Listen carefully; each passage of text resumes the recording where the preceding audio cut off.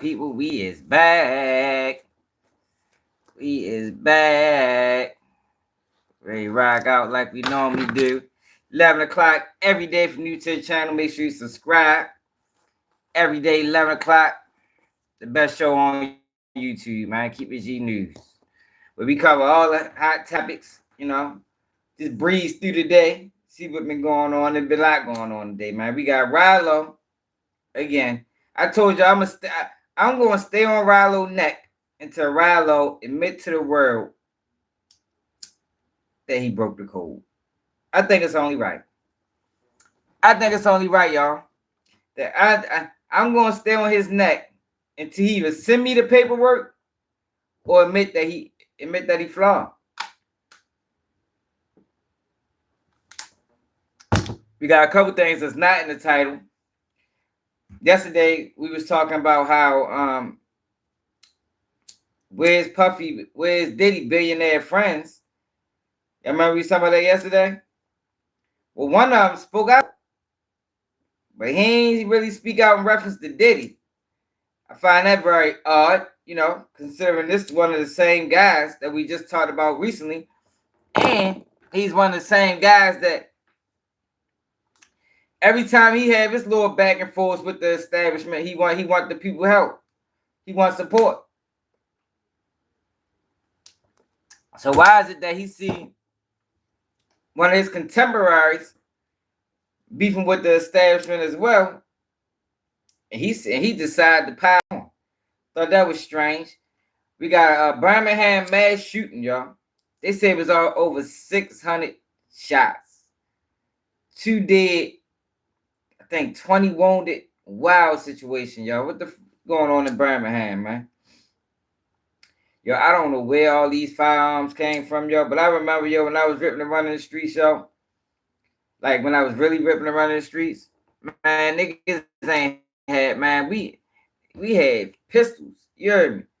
I mean, nigga, people were still using revolvers. I think revolvers is a thing of the past, man. These kids nowadays got shit I ain't never even seen or heard of, like, and they in every city. It's like somebody just rolled through a city and just with a crate of firearms and just dumped them in every hood. Like it's crazy how it all happened like that. It seems like it happened overnight. We got Durk. Durk, y'all, then got his record expunged. Salute to Durk, man. Salute to Durk. But I take issue with that. Not the fact that he got his records expunged. I think he should, share the wealth, share the information. How did you accomplish this goal? Because I told y'all, I remember when I tried to get my record, I only got 2 major charges on my record. Major charge, I got a firearm charge I caught in 2003 with a possession of marijuana, copped out to the possession of marijuana. They put the firearm charge on stat. Then I got a conspiracy to murder in 2006. In 2006, those are the only 2 charges on my record. Now I got like hit and run, shit like that, small shit, pissing outside. But those are the major 2 charges on my record. A handgun charge in 03 and a murder charge in 06. Now, a couple years, well, it's probably more than a couple years ago now. This is probably like 10 years ago, 12, 13 years ago. I tried to get my record expunged. Well, I tried to get the possession of the marijuana charge with the gun charge on stat. I tried to get it expunged off my record. And I learned a valuable lesson that day, y'all. I learned that I couldn't get it expunged because part of my plea deal, when I copped out and they gave me 6 months probation on the firearm. I mean, on the possession of marijuana with the gun charge on stat. But what I found out was that a part of my stat was I had to stay out of trouble for, was it 2 years or 3 years? I had to stay out of trouble for 3 years. And I got locked up almost to the day of my 3-year time frame. Pissed me off. So now I can't get none of them charges took out my record. I can't get the marijuana. I can't get the gun order. I can't. None of that shit can come off. Fucked up. But Durk got some serious charges too. So I want to know how he achieved that. I think that's information he should share to the people, considering, you know, the type of music he put out and all that gangster shit he taught. I'm sure Durk probably taught a lot of niggas in the prison. Yo, Ralo do need to be stopped, man. Somebody need to take his phone, man.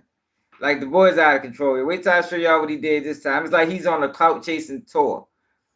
Then we got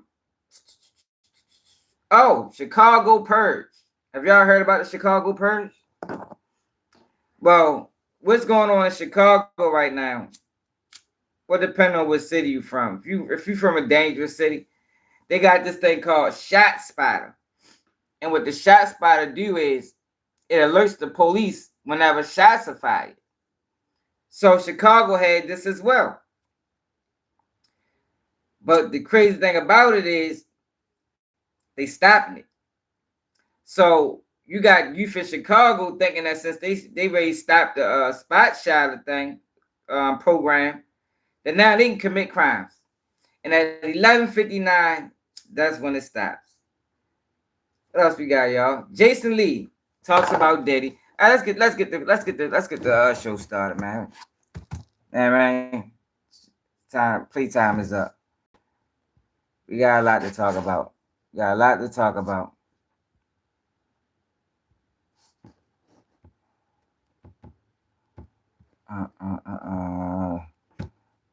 First, I want to talk about Ralo. Get Ralo out the way early, because he's a goofy. We ain't got to spend a whole lot of time on that boy.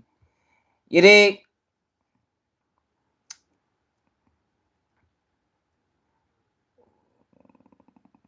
Ohio, no cap, bro.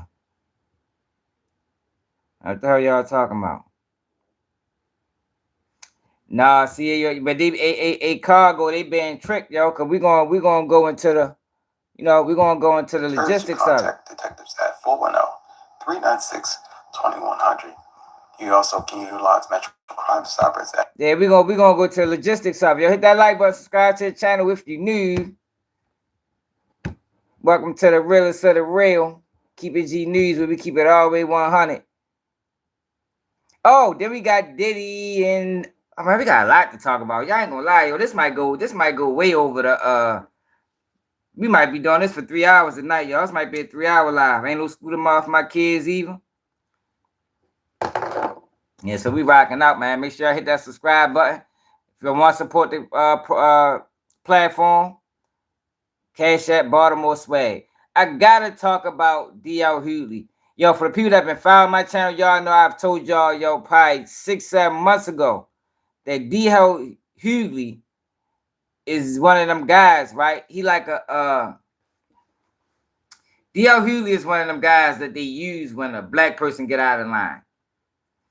Every time, all you gotta do is pay attention to him. Anytime a black person say something that they may deem out of line, here come DL. It's like clockwork, excuse me, y'all. It's like clockwork. It never fails. Every single time, it don't matter who it is. So Janet Jackson had some things to say about Kamala Harris. And guess who come to the rescue? Good old DL. But we're gonna get to that next. I want to talk about Durk real quick. I gotta read y'all what Durk said. Here you go. Okay, so this is what Durk says, y'all. Everybody should get a second chance at life. It's about what you do with it. Amdu halal. My background white and clean all my cases. He said my background wiped and clean all cases. What the fuck? I hate how these rappers write. My background wiped and clean of all cases. I ain't a felon anymore. Who would have thought? I want to thank everyone who helped me push this vision forward. Thank you from the bottom of my heart. The Voice. Yo. So what you not? So you ain't gonna share the sauce, Durk? See, yo, I don't like that. Like, yo, salute the Durk. I'm happy for him, but yo, share the information. How did you pull this off? Because Durk got pistol charge. Durk got a number of charges, and I'm sure they probably can't get expunged. But explain it. You been rapping gangster all these years. These young boys been following your lyrics. They've been catching charges just like you. That's one thing I can say about Durk. He ain't one of the ones that ain't been in trouble like an NLE Chopper. NLE Chopper been rapping young boys to prison, and NLE Chopper never touched the fucking jail door. You understand what I'm saying? He's a gopher. If y'all new to the channel, a gopher is a person that go for anything. That's why you see him shape shifting. He doing music for the LGBTQ community. Next thing you know, he a herbalist. Down here back a gangster rapper. Like the boys confused. I think he just go with the flow. Whatever they tell him to do, he's gonna do it. But I don't respect his music because it ain't like you going to prison too. You feel me? You're not going to jail. You just rapping these young boys to jail. But Durk actually went to jail. But since he got a second chance, he got a chance to have his records expunged. But yo, share the information, bro. How did you accomplish this, yo? Who are these people that helped you put this together? You feel me? Like, yo, I just think, yo, the people deserve more information, yo. That's how I feel. I could be wrong, but I think the people deserve more information from Durk as to how he pulled this off, because it's kids that's following him they want to know too. Shit, they want a second chance. I mean, why are you just to get to have a second? They want a second chance as well, man. Let them know how you do it, man. Plug them in with some of your people, man, to help you push this shit forward. That's what I think. But D.L. Hughley, y'all.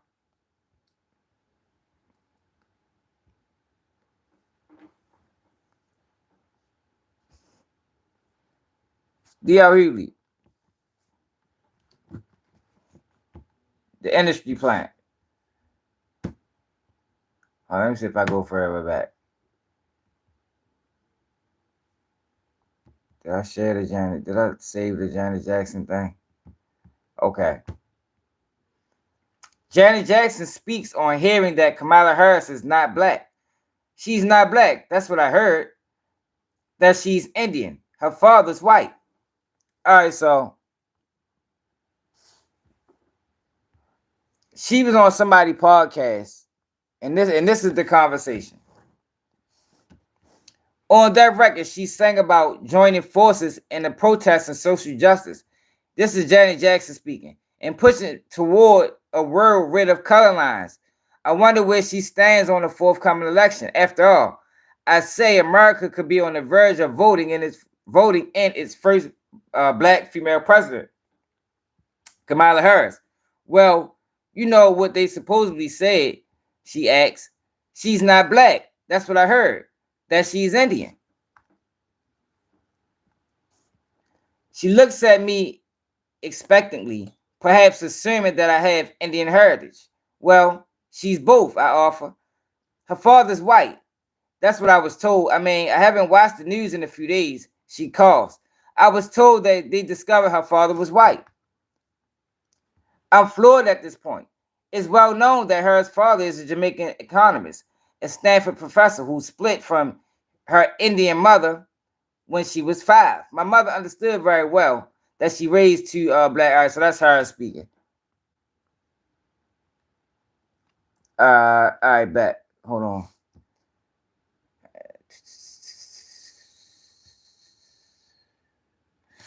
All right, so look, Janet Jackson said that.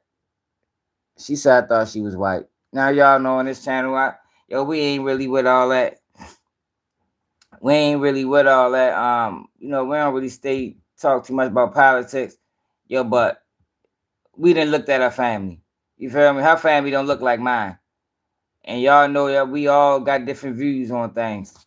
It don't matter what black you is. American blacks are different, got a different mind frame and a different way of seeing life than blacks from other countries. That's just, it is what it is. People can hate it or love it, but the facts is remain. I ain't never seen a black person from another country go to our neighborhoods and spread wealth. I seen Akon go to Africa. I seen Kai Cenat go to where he from. I see all these people go back to where they from. Our problems are here. So you can't sell me on the idea that she's black because whatever her father is. No, she ain't like the people I grew up around. Straight up and down. But of course, Mr. D.L. Hughley.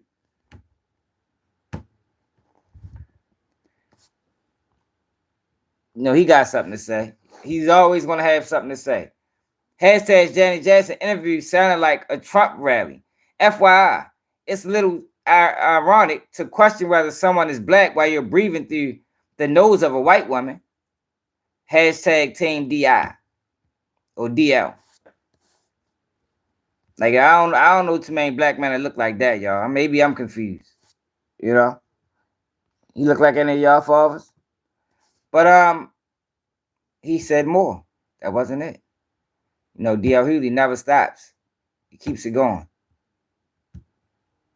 Then he said, all I know is Kamala looks like she did when she was in Oakland. They always try to throw that Oakland shit out there. Her father is an economist. Her mother is a doctor. Like, yo, come on. Like, yo, why? That's the thing that pisses me off with her. Like, I could probably really look at her in a different light if it wasn't for these type of comments playing with people's intelligence. But Janet don't look like she did when she was Penny. What the hell was in that eye? Hashtag Kamala Harris. Looks the way she does because she has a mom from India and a dad from Jamaica. Janet Jackson looks the way she does because she has plastic surgeon. She has... All right, that's somebody trolling. Yo, D.L. Hughley's a fucking buster. Oh yeah, then we gotta talk about Dame Dash and Jay-Z, yo. Y'all know we did a video not too long ago about Dame Dash and Jay-Z. And we talked about how those two are in a battle. They're in a battle over rights to reasonable doubt. Now it was rumored that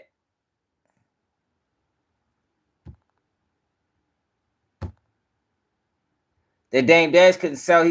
Dame Dash was forced to sell his stake, but it was rumored that he couldn't sell it because Jay-Z is going to own it in 3 years. Well, that turns out not to be so true, y'all. But this is what's going on in Birmingham.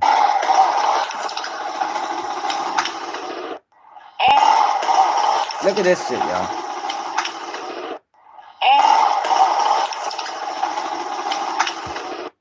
What the fuck is that, y'all? Did y'all hear them fight? Did y'all hear them gunshots? Listen to this shit again.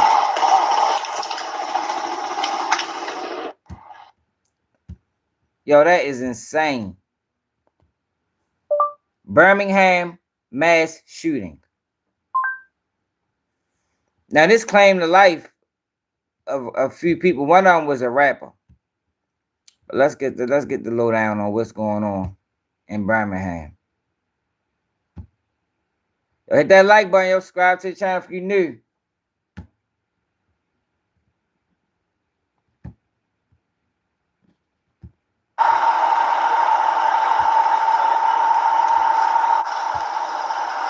Now, I don't know if it was a party or something going on. Kiko, what's up, G?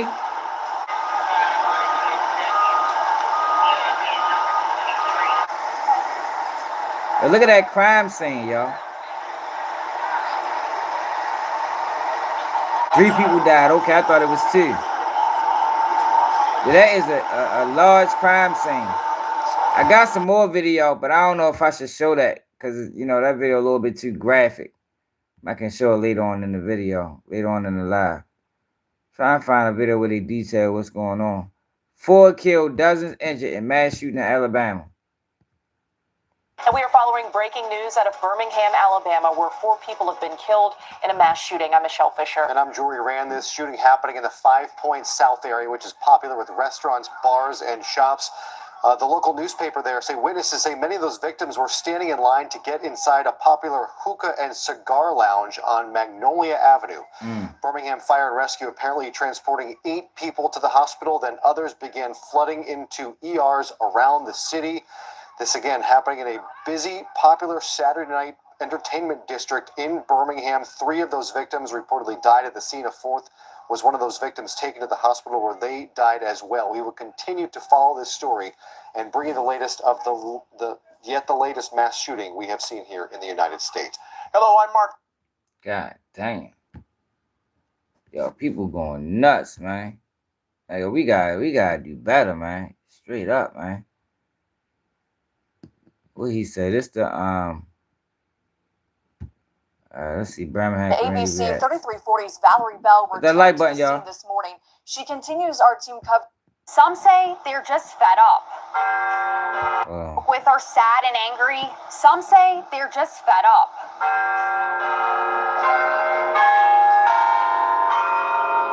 The church bells. You said what? You said rising G. Why? You said curious. Why is it always certain neighborhoods and groups of people doing too much? You gotta elaborate, man. You mean are you asking why is it so much violence in the hoods? Is that what you gotta be specific? Rang out Sunday morning in 5 Points.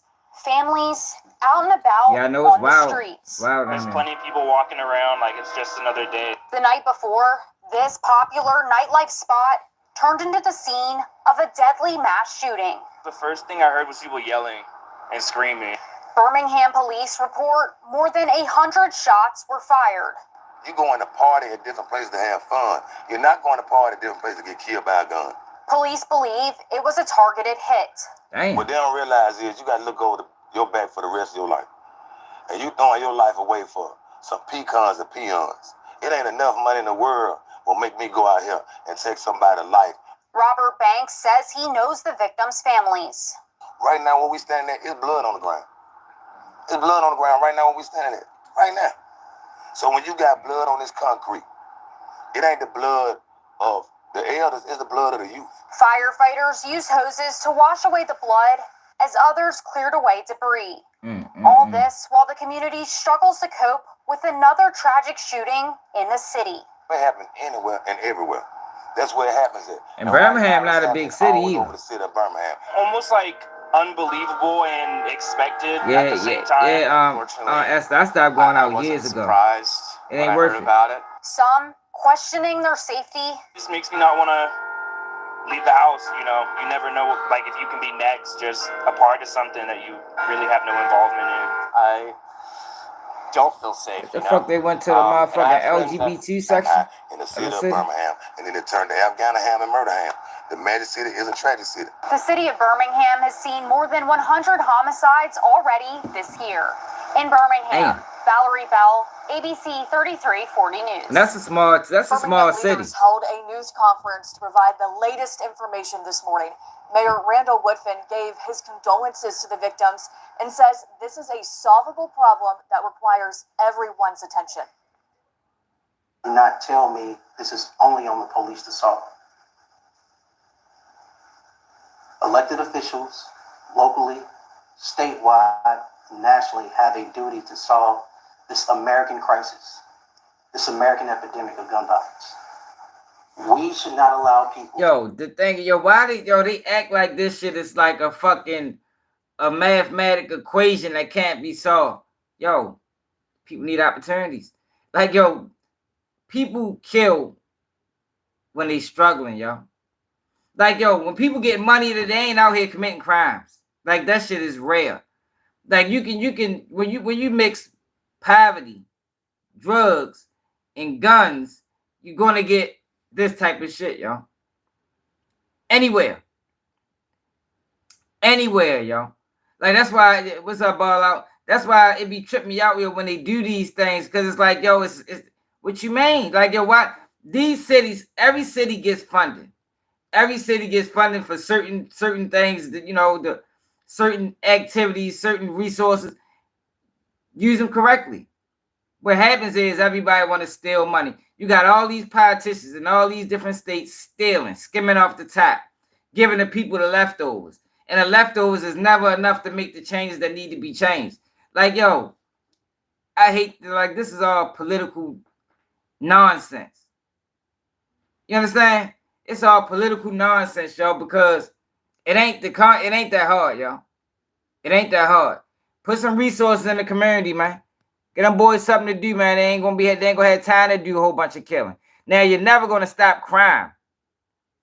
You know, that's not ever going to stop. It's too much money in it for it to stop. But if you want to slow it down some, man, there's ways to slow it down, man. To just ride around. Man, I know he is, Tom. Weapon that doesn't even belong on domestic streets. It should not be allowable, period. I don't care what your politics are. Woodford says he wants to work with the state to find a solution, including giving the city of Birmingham an exception to address Glock switches and conversions. Meanwhile, state representative wants... That's not... See, you see what they always do? They always do that. Anytime you're trying to solve problems in the black community, it's always through law enforcement. Yo, that never solves anything. Yo, why do people act like they're so fucking stupid? Like, yo, I can't be the only one in the world that know this. I can't be the only one in the world that know this, yo. Law enforcement is not going to stop crime. I don't give a fuck if you put the feds. I don't give a fuck if you put Homeland Security. I don't care if you put the CIA. It's not going to stop crime because, for one, they can't spend all their time in the city. They can only spend a limited amount of time there. And for two, yo, when you dealing with people impoverished, you deal with people in desperate situations, yo, people react out of desperation. So what you do is you fix the desperation. You tend to what's causing the problems, not what they're reacting, not the reaction from the problems. If you understand what I'm saying, man. Shout out to DC, man. Yeah, straight up. You tend to what's causing the problems, yo, and what's causing the problems is poverty. Poverty is causing the problems. Now, if you ain't trying to fix poverty, just say that. Yo, but stop acting like, yo, we need to get these guns up the street. That's not going to stop anything. Yo, people going to find other ways to do it. Like, yo, you slow down one avenue of crime, people going to find another. Like, yo, fix the poverty. That's it. Fix the poverty, man. That's like I always say, yo, you fix the community first. You fix the environment first. The people are going to change over time. That's what evolution was, ain't it? Ain't that what evolution is? Like, why they act like they forgot about evolution? People change with the environment. You change the environment, you change the people. That's science, right? Why they act like science don't apply when you talking about black people in impoverished communities? They use science with everything else. But whenever you talking about black people in impoverished communities, science don't apply no more. Man, get the fuck out of here, man. These niggas be pissing me off, man.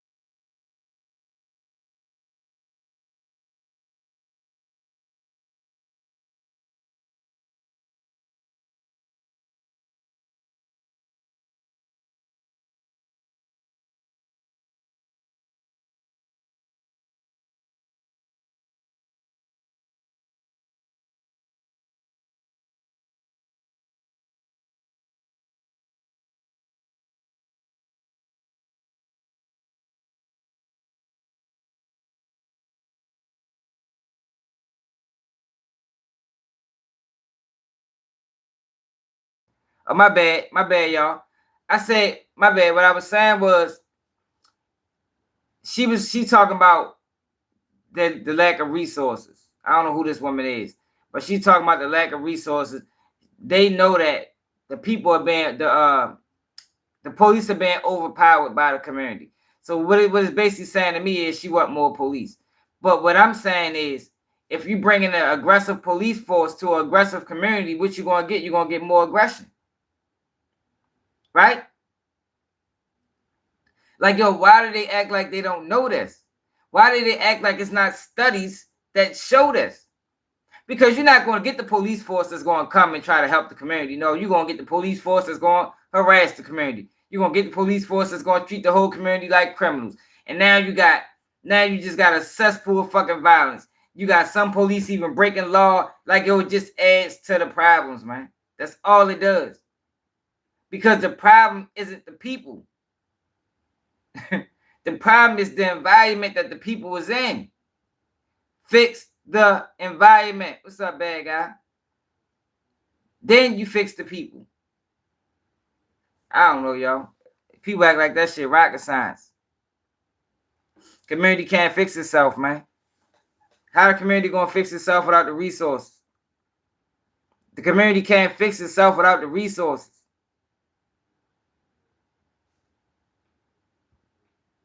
Every community had resources. Yo, that shit pissed me off. Why do people act like,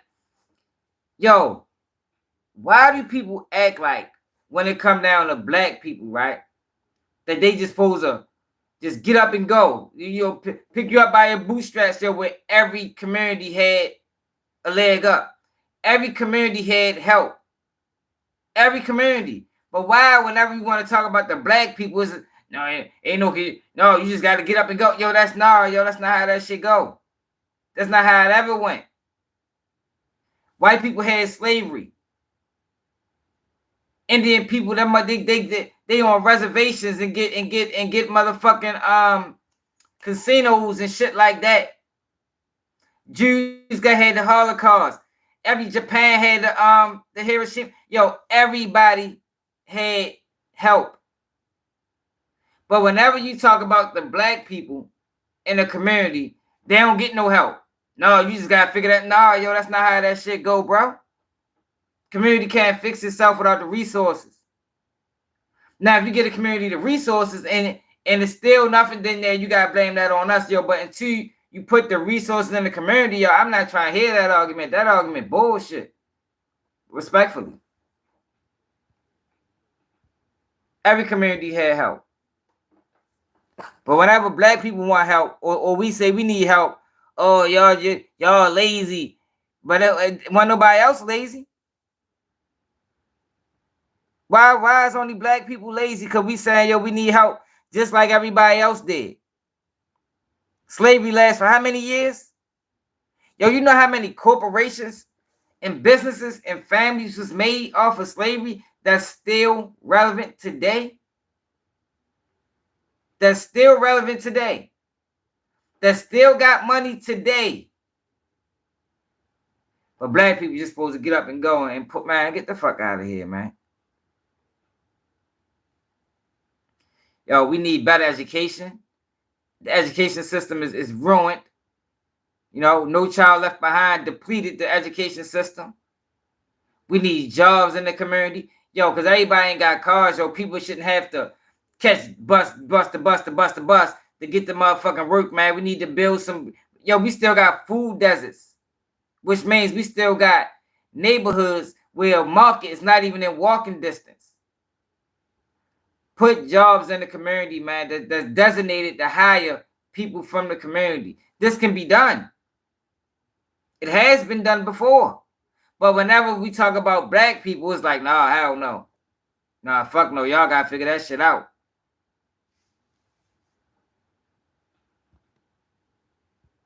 Let me hear what the fuck she's saying. Like, shut up, HQ. They behind the response, community policing in the city of Birmingham. So to say that it's all now on the state legislature, I take issue with that. Representative Gavan went on to say there is a breakdown in communication among leaders. And reaction continues to pour in this evening. The Birmingham City Council released this statement. The council says thoughts and prayers are no longer enough and that the city needs action. The council also says they're angry and tired, but committed to working to ensure illegal firearms are taken off the street. Alabama Representative Terry Sewell is also reacting to the mass shooting. In a statement, Sewell says this senseless violence is unacceptable. She also says elected officials must do what they can to break the cycle. UAB's campus is not too far from where the mass shooting took place. The Alabama chapter of Students Demand Action is speaking out, scared to walk through parts of the city. And this is not the first mass shooting Birmingham has seen this year, or even in the last few months. In July, 4 people were killed and 10 others were hurt after a shooting at an event center. And when ABC 3340 started asking questions, we discovered the venue did not have a license to operate. No arrests have been made. And back in February, 4 men were shot and killed in the College Hills neighborhood. The men were targeted while at a neighborhood car wash. 20-year-old Lamarian Charlie was charged with 4 counts of capital murder. I think I covered that. Also breaking just into our newsroom tonight, a teenager has been shot in Tarrant. This was a scene earlier today on Birmingham Street. Tarrant police say the teenager... And you got, and plus too, y'all, Birmingham has a drill scene down there too. Alabama has a serious drill scene. And y'all know, yo, wherever drill rap goes, crime rate, murder rate increases. Wherever it goes. Nobody even want to have that conversation. We the only ones talk about banning drill music and really standing on it. Everybody else rather just market off of it.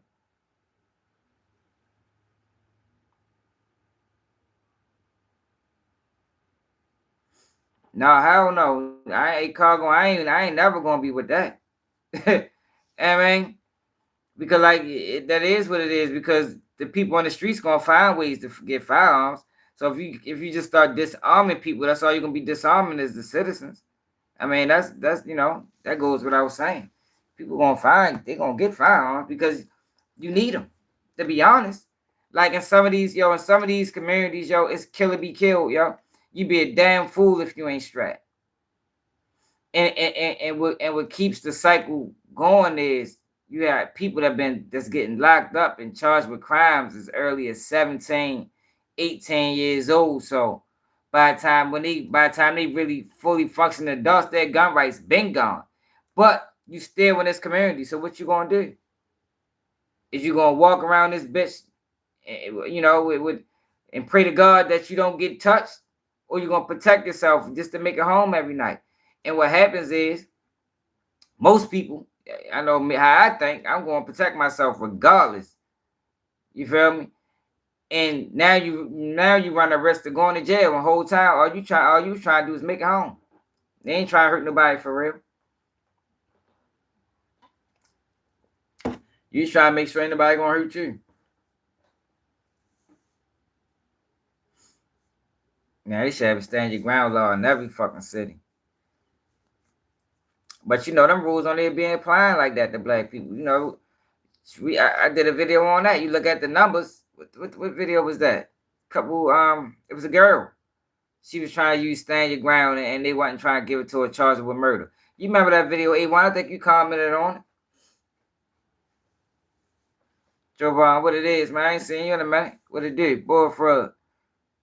They want the AR 1.5. Yeah. That is what they want. They've been chasing them for years. I don't know why they picked that out specifically, but they've been chasing them for years, man. But yo, like taking people, yo, you gotta fix the community, yo. You gotta fix the community, yo. You gotta pump resources back into the community, yo. You gotta give people something to do. You gotta put jobs there, and it gotta be intentional.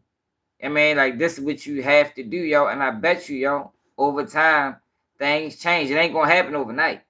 Yo, people gotta realize, yo, this was a 60-year in the making problem. It took the black community 60 years to get here. It might take another 60 to get out. If, you know, they focus on it, if they pump the resources into the community.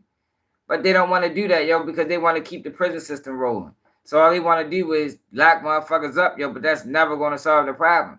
And then they lock people up and then be sitting back wondering what the fuck happened, what's going on, why crime ain't reduced, why crime only went down 5%. Yo, because it's not the, you know, it's a community, man. It's a community. You fix the neighborhoods, man. People shouldn't have to wake up to fucking abandoned homes. Yo, we got blocks in Baltimore that's abandoned. Whole blocks. You understand what I'm saying? Now, they starting to break them down now, but what are they replacing them with? Yo, being a child, waking up to that is depressing. It's depressing. Yo, I didn't realize how depressing my hometown was until I got out of it. You know, because it's normal. You know, it's normal when you're there. But when you get out, or not even just get out of it, when you travel, yo, that should be like a boulder lift off. You like, damn, yo, like, yo, this shit feels so much better that I ain't got to worry about a nigga knocking my head off for no reason. So when you in them environments and you carry and you carrying that weight on you 24/7, yo, so people tend to be short fused. So a small situation can turn into a major situation just by what? Stepping on my shoe, bumping into me at the store. Because everybody's on high alert, because everybody got the mentality of, I got to kill him before he kill me. And the crazy thing about it is, neither one of them might not even want to kill each other, but you got to have that mentality, because if you don't, you're going to get killed. It's crazy, man. It's a fucked up system, yo. It's a dirty game. It's a dirty game, yo. It's a dirty game. But oh yeah, I need to tell y'all about Ralo. Let's get to Ralo, man. Get to something more funny. Y'all know I clowns his ass. So yesterday, y'all know we got on Ralo because Ralo went to well, he been calling Boosie out for the last couple of days. Talking about he want to pay Boosie lawyer fees. Hold up, do I got that? He want to pay Boosie lawyer fees.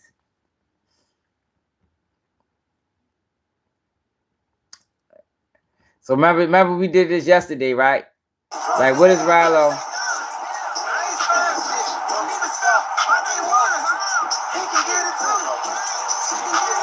Like he had Mo 3 gravesite. What is he doing there? Nigga probably didn't know Mo 3. But it didn't stop there, y'all. It did not stop there.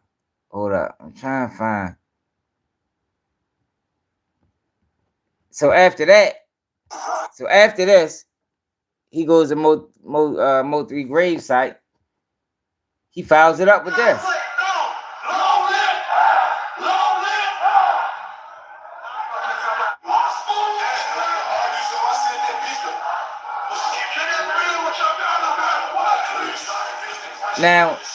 Now some people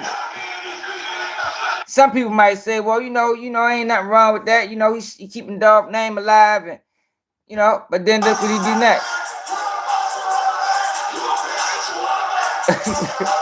Yeah.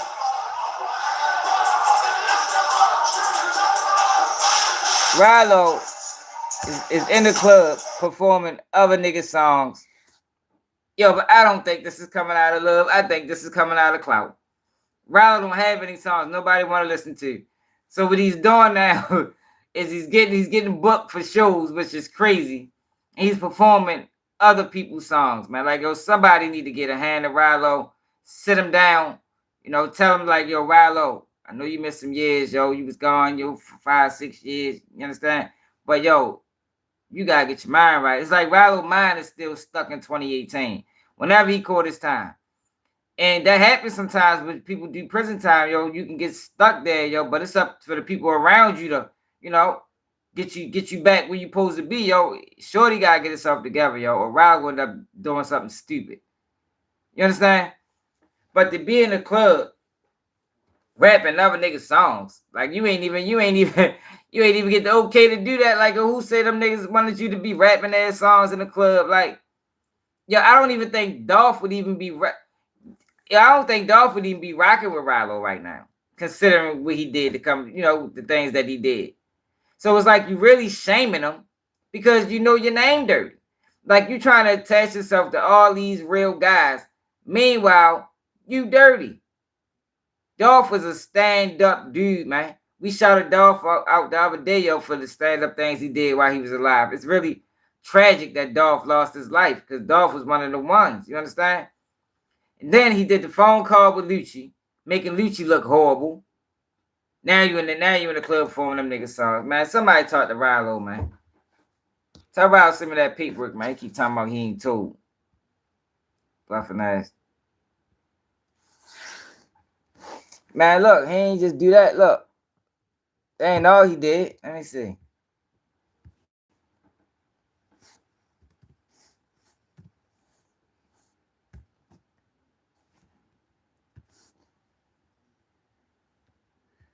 Look. I'm in Texas. I want to go play Boosie Boot Bun.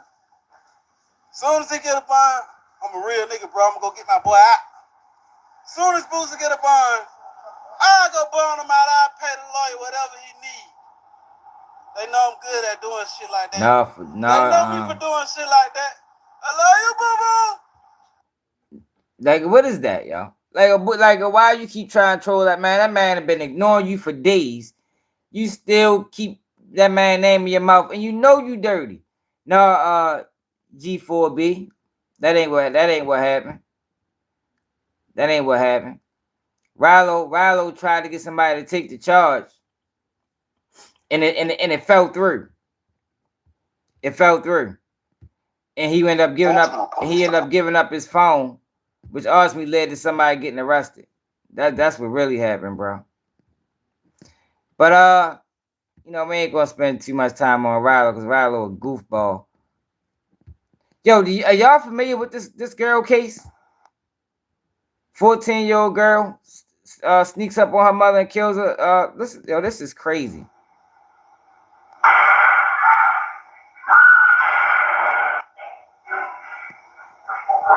Is charged in the indictment. Beginning on the first row, ma'am, is that your verdict? Jury find the defendant, Carly Madison Gregg, guilty of first-degree murder as charged in the indictment. Ma'am, is that your verdict? Sir, is that your verdict? Ma'am, is that your verdict? You gotta answer out loud, ma'am. I'm sorry. On the back row, sir, is that your verdict? Ma'am, is that your verdict? Ma'am, is that your verdict? Sir, is that your verdict?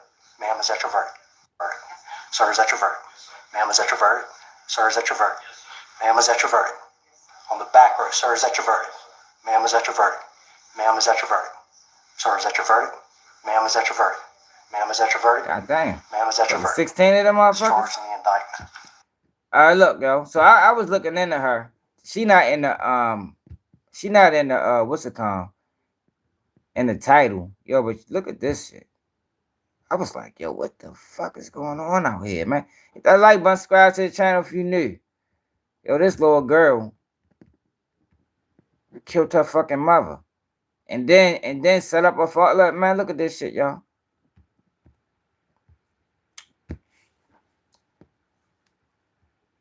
She just caught life in prison. Life, no parole. Were you born between 1979 and 1989? If so, you can get $500 to spend at Nike. Look at this shit. Prime Big Deal Days is coming. Shop epic deals and feel like a big deal. Would you be interested in collecting 5-figure paychecks for a few hours of work, helping me in your spare time from home? All right, so this is her setting up her father. So at this point, she already killed her mother. Then she texts her father to come home. I don't know what the text said, but look at that shit. Oh no, this ain't the video. Chain. Oh, this her fleeing the house.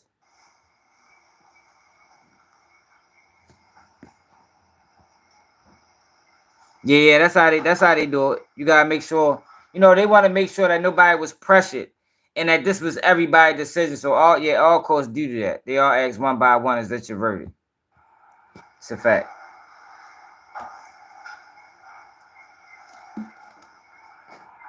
Look at this though, y'all.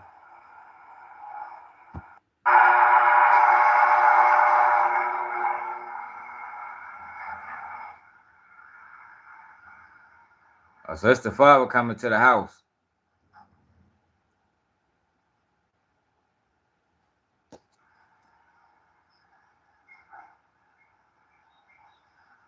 I just covered this story out of Chicago, yo, where a little kid killed his mother. Like, we living in some wild times, y'all. We living in wild times. Hit that like button, subscribe to the channel if you new. If you knew better, you do better. Oh, she must have already did it. Oh, she driving.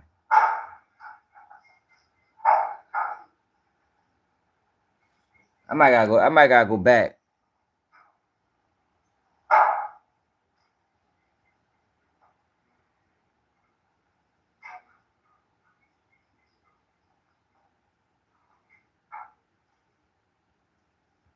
Yeah, this not the video I was looking at. Hold up, y'all. My bad. I tried to like run through them real fast before I went live. It's one of them that got the details. All right. Here you go. This her texting her father right here. So we just seen a video where she killed her mother. I never thought that the she shot her, bro. That shit was crazy. You ain't see it? Hold on. But the reaction from the adults.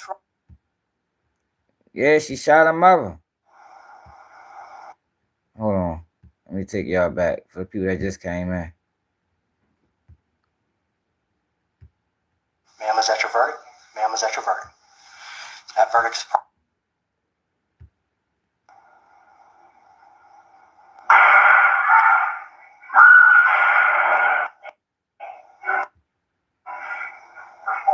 We, the jury, find the defendant, Gregg, guilty of first. She shot her mother, and then after she shot her mother, this is what she did. She did this.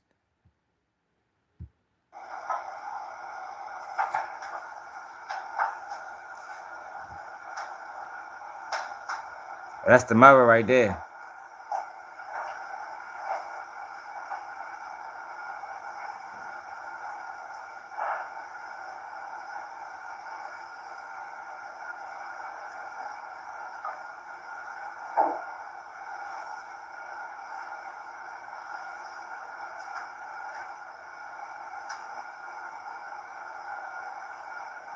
You seen this ball out? Nah, I just caught one of this today.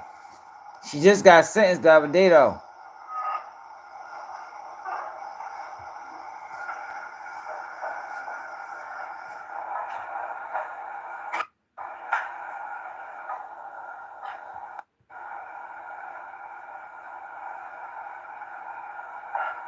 All right, there she go. All right, so here she come coming in the house right here.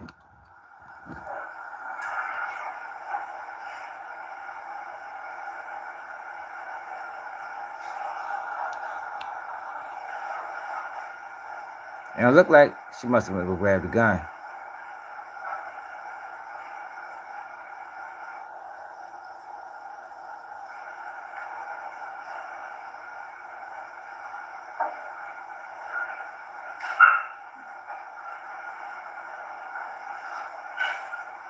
But the Durks know something ain't right.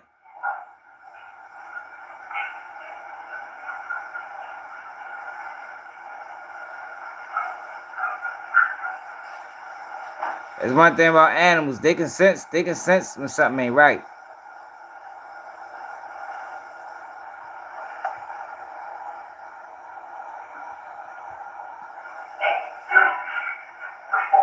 Oh, they must have cut the part out when she killed the mother. Look, now she texting her father now. And I'm gonna show y'all what happened when the father got there. I don't know, bro. I ain't watched the trial.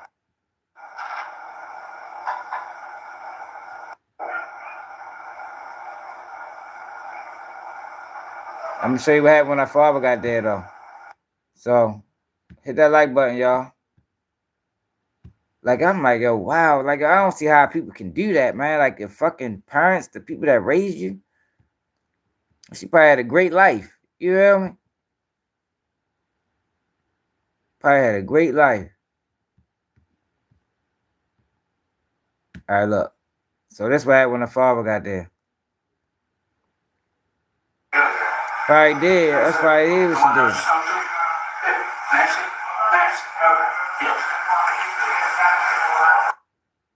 Think I never been there crying.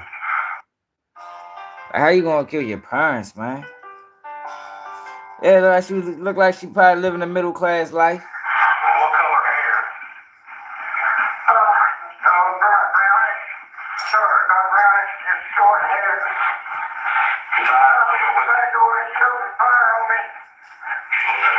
And was just screaming.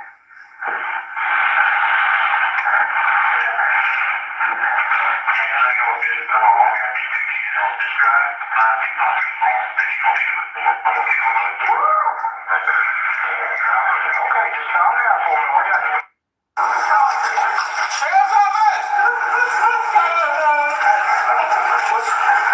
Now the father survived. Hey, where's your wife at, buddy? Where's your wife at? She's still on the floor in that room.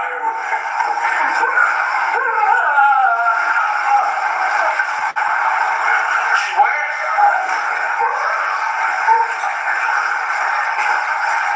Sheriff's office.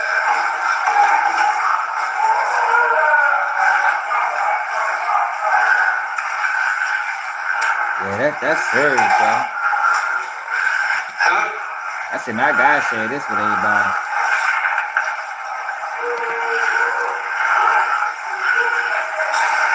Yeah, the father ain't died though. That's I need medical here.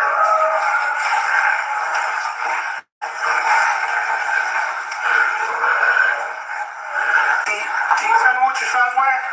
Hey, I need you to talk to me. What is your son wearing? She was in jeans and a thick gray t-shirt. She's got short brownish hair. So, jeans, a gray t-shirt, short brown hair. She ran into the backyard. I tried to follow her. She's on the fence around.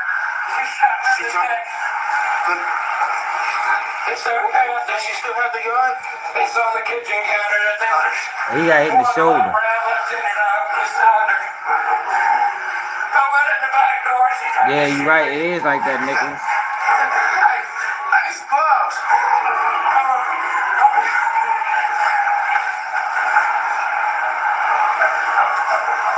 He's saying that she ran towards Magnolia Place. Are you sure? He's great, but he's 10-2. He went through his shirt. You got me right there. Magnolia Place, they gave me service. So he only got grades. Back towards my vehicle. She might have looked around this way. Might look back towards the barn right there. That's real, Cargo.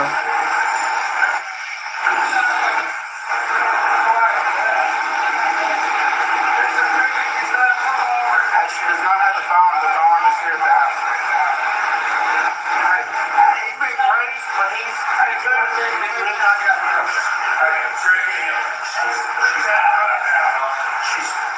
she's laying in the floor with a towel. A couple minutes later, emergency crews arrived and Heath is heard telling them it was his stepdaughter who shot him and killed her mom, leaving them that wasn't shocked even the his shooting daughter. happened at the hands of a 14-year-old girl. Does she have any kind of, what's her name? Carly Gregg. Carly Gregg? How old is she? 14. She'll be 15 next month.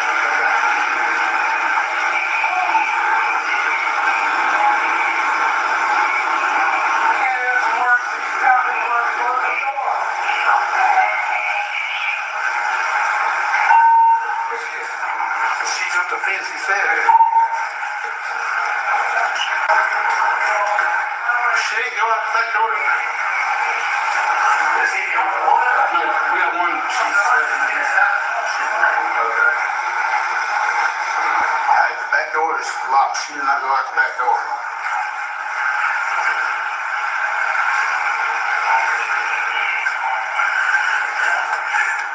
I don't know what made. I don't know. I really do want to know what made her do that shit. Gray shirt, blue jeans, short brown hair. This girl killed her mother and tried to kill her stepfather. Y'all do be advised, there's several firearms in the house. The one that he's saying was used is laying on the table, but that doesn't mean she. Yeah, we ready to move on from it. I don't know. We might gotta find out why she did it.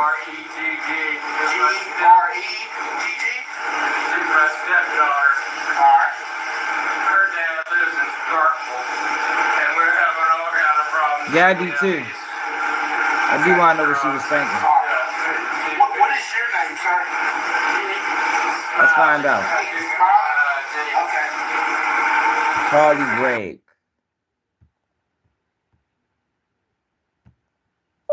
Why did shit, god damn it.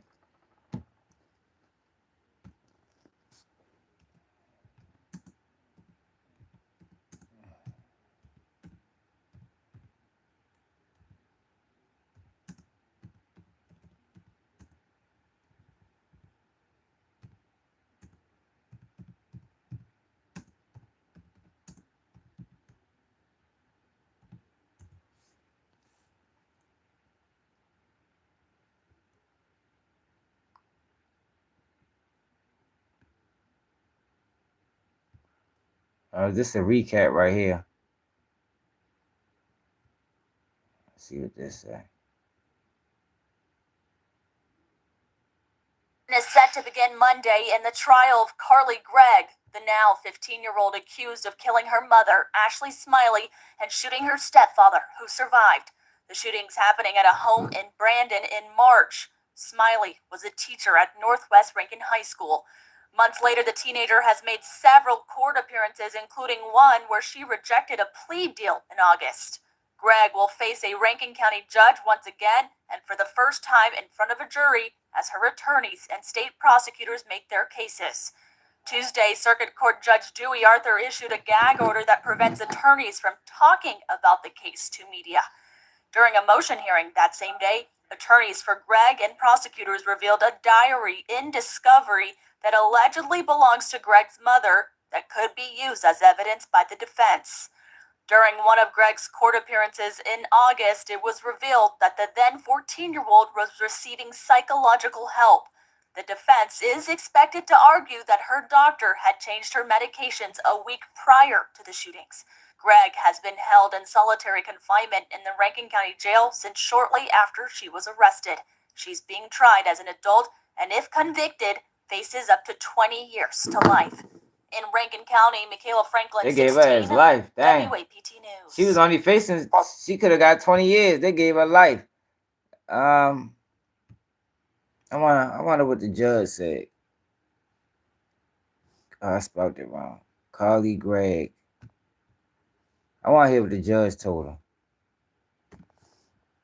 Carly.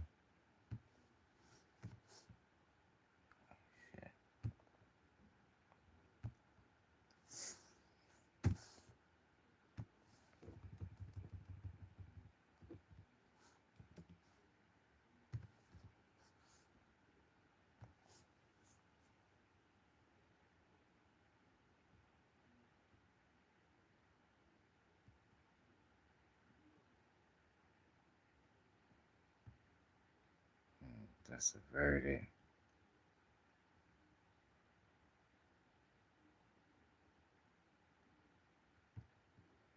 Somebody streamed us. That was 2 days ago. So this must be the verdict right here. Let's see what happened. We still gotta get the Dame Dash and Jay-Z too.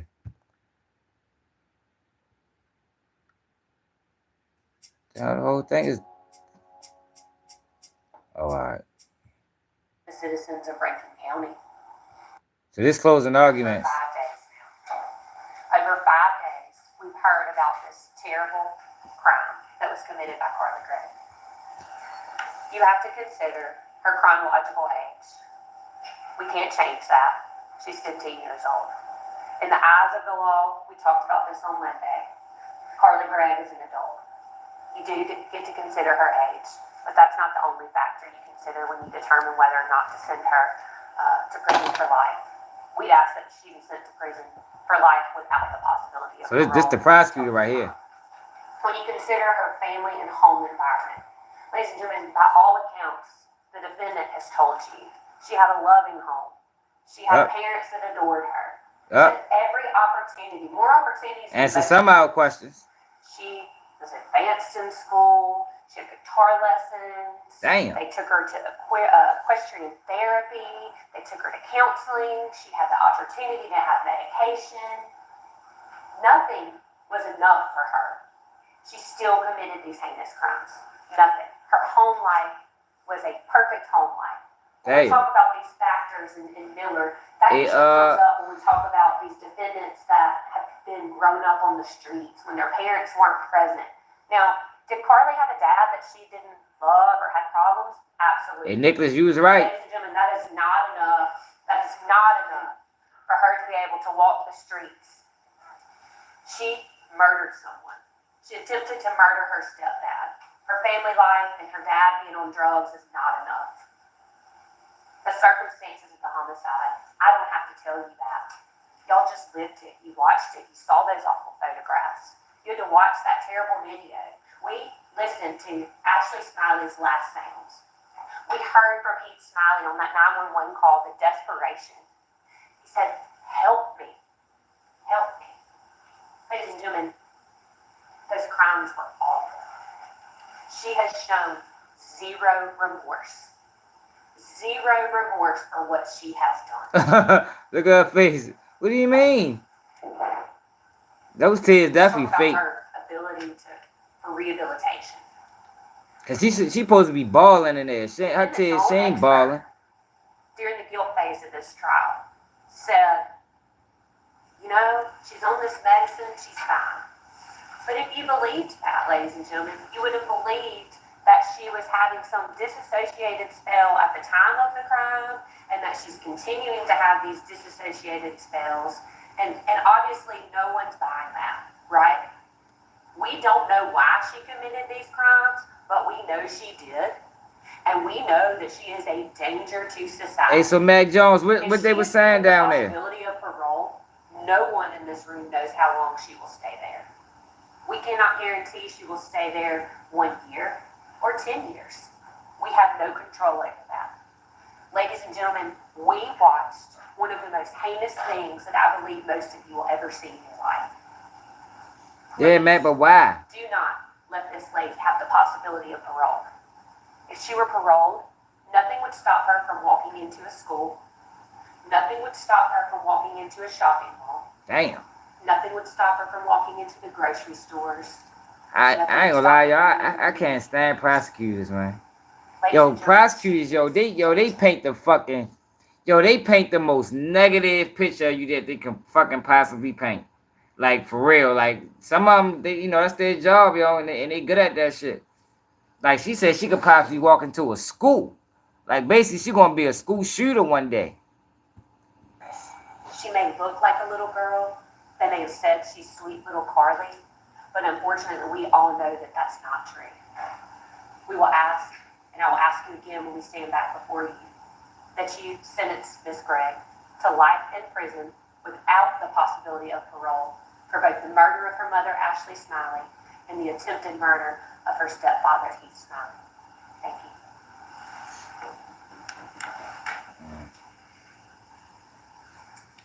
I'm sure they ain't deliberating. Let's see what the defense say. How much of a warning would you like, Mr. King? 2 minutes. 15 minutes total. Yes, I'm gonna have to tell you, this is probably the most difficult thing I've ever had to do.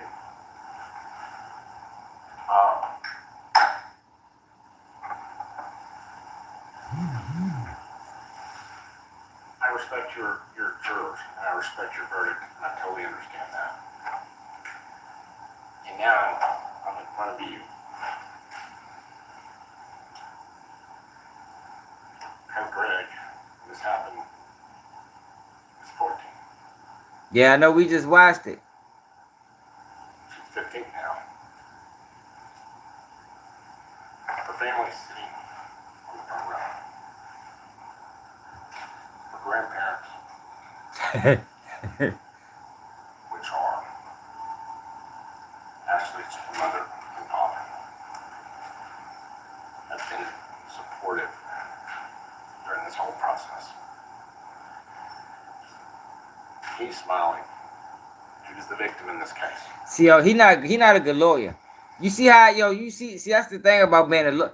To be a good lawyer or prosecutor, you gotta have bravado. You gotta have swag. Like, you see how she was savvy and how she laid out her case? Like, he not savvy enough.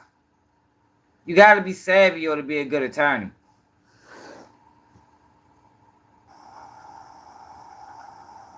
He has been supportive. This is a family that has been torn apart because of this. This is extremely, extremely difficult on all of them. I know the state is up here saying that she's this heinous individual. That's the stepfather that got shot. And you've heard a lot of testimony that's. I mean, I'm sure they couldn't. I'm just talking about the way he presented the case. She couldn't believe it happened. Nobody knows you have the opportunity. She know why she did that shit. She know why she did that. 3 options. You can do life without parole, you can do life with parole, or you can let the judge make the determination. In this case, we would ask you, let the judge make the determination. We don't want you to...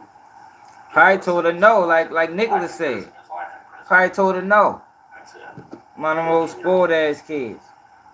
She can come out of this at some point. And you were hearing, she can walk out of here too. We don't, first of all, we don't know. Usually it's a lot longer than that. I mean, a lot longer. So, I don't want you to, go back in that room and think, oh, you come back and say, she gets parole. It's not a short sentence at all. We would ask you to allow the judge to make the sentence. Because the judge understands, I'm not saying y'all don't, I mean you don't have the ability, so don't get me wrong on that. But he knows, and the court knows, what we're actually looking at with times. And so please, I don't know. situation, She going to prison, bro. That's what it sounds like. please let the judge make the sentence in this case.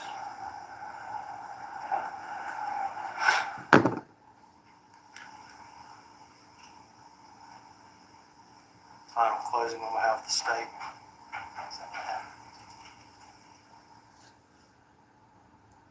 Ladies and gentlemen, Mr. Kemp is right. We may never know the reason why Carly killed her mom and attempted to kill her stepdad. So she tried to play crazy. She probably tried to play like she was in some type of trance and she don't know why she did it. But she know why she did it. She know why she did that shit. That's even scarier than knowing why. Because if we don't know why, what's to say it won't happen again? We don't know. It is terrible for the family.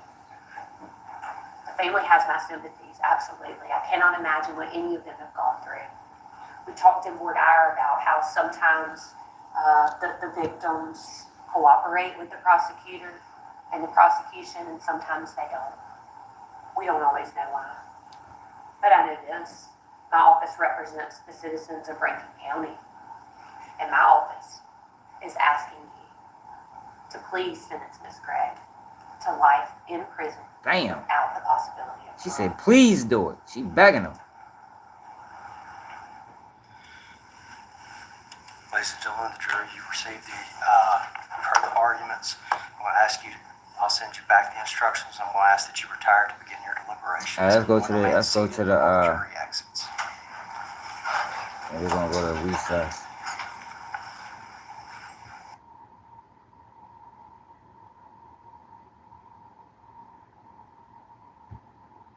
I see your holding.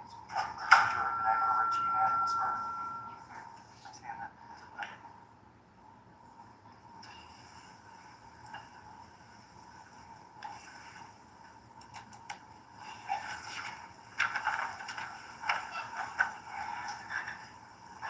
All right, the verdict appears to be in one thing. Yeah, that's true. Ms. Gregg, if you and your attorneys would come to the podium.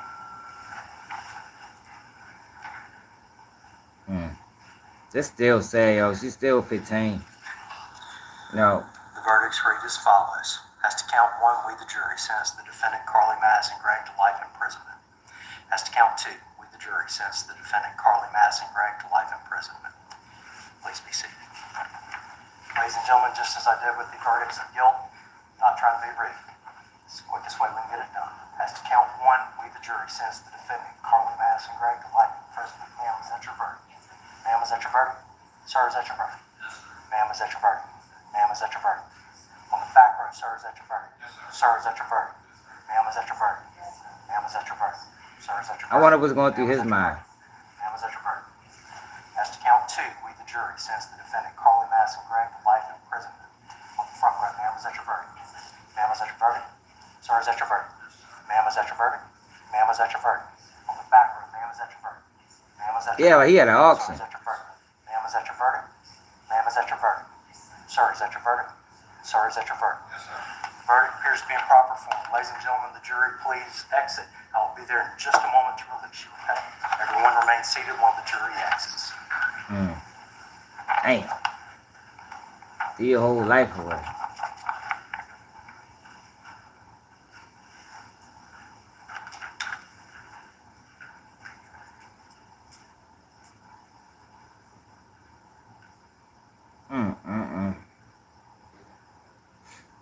That's crazy.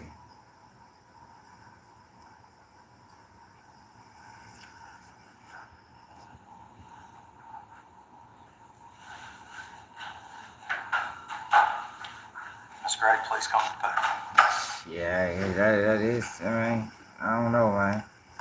She a kid, she's still a kid, man. That shit just crazy.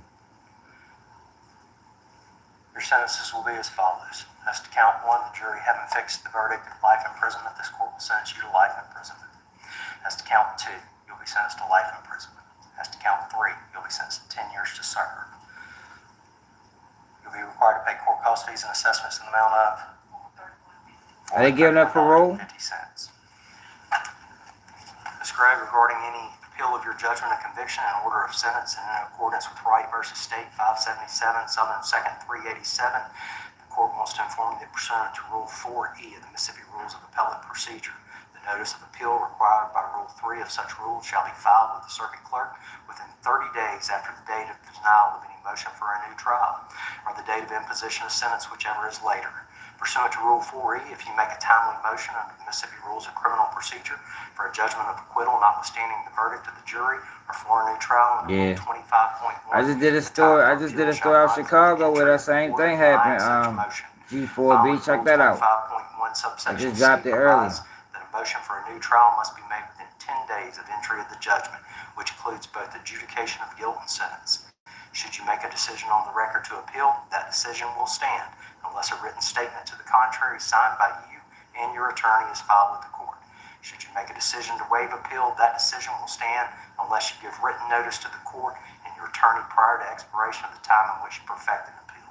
Should no decision to appeal be made by you, your failure to express a desire to appeal shall be considered a waiver of your right to appeal, and that waiver will stand unless you give written notice to the court and to your attorney prior to expiration of the time in which to perfect an appeal. Have you made a decision to appeal your conviction and sentence? All right. Court will be in recess. Sentences will run concurrent. Dang. He said the sentences are running all right, concurrent. So she just got life. She got life. She just got life. Yeah, but he ain't say if it was parole or not. She might get paroled out, man. And see, y'all know for the people that been over here,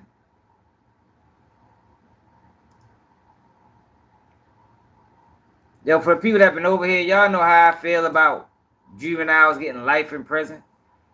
But to kill your fucking parent, that's I don't know, that's a little different to me, like, your parent, like, I just don't, I don't get it. I don't understand. I don't get it. I don't get it.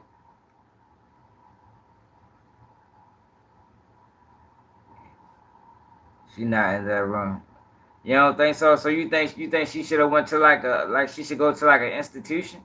Well, I think any person that kill a parent should go to an institution, because something got to be off there, especially if it's not a pattern of abuse or, and for what Mac Jones said, she had a great life, upscale community. She probably told her no, like literally. But that's why with your kids, it's a fine line, between being a good parent and being a bad parent, for lack of better ways to explain it. You feel me? Like, because a lot of us want to raise our kids to be better than what we was, and they don't want them. We don't want them to go through the same things that we had to go through. But some of us came out all right. So it's like it's a balance. It's a balance between, you know, showing them a little bit of tough love versus not putting too much weight on them. And that shit can be hard to juggle, man. But I don't think it's ever a good idea, though, to give your kids everything. You know, because in life, you don't get everything you want. You know, you got to tell them no sometimes, yo. And sometimes if you don't tell them no, and I'm not saying this is that case, it can backfire when you do. It can backfire because they don't know how to take no. They ain't never heard no before. They don't even know what no mean. You feel me? It's crazy. It's crazy for real. But then we got so Jason Lee had a lot to say about Diddy today, y'all. Check him out. Y'all know we talked about Diddy at length. I told y'all that I don't believe anybody else is going to jail behind Diddy's situation, because I don't think that's what this is. I don't think this is the changing of the guards, or this is them cleaning up the music industry. I don't think this is that. I think this is personal between Diddy and the people that Diddy upset. So even if there is tapes and video on other people, that I don't think they got to worry about going to jail, because I think that the feds already opened up the door to tell them people that, yo, testify on Diddy, get a pass. So Jason Lee begs to differ. Now, I don't know if he just saying it for content purposes or that's how he really feel. But he has some things to say about Diddy. You know, a lot of these celebrities, every single celebrity in the culture has been to Diddy's house, which means they've gone through all his phones, text messages. I can read you my text message to Diddy. What day is it airing on the show, on the network? Are you coming on the show? Diddy, what's this? It's all been business for me. It's been business for me. I don't have nothing inappropriate to them people because I don't deal with them like that.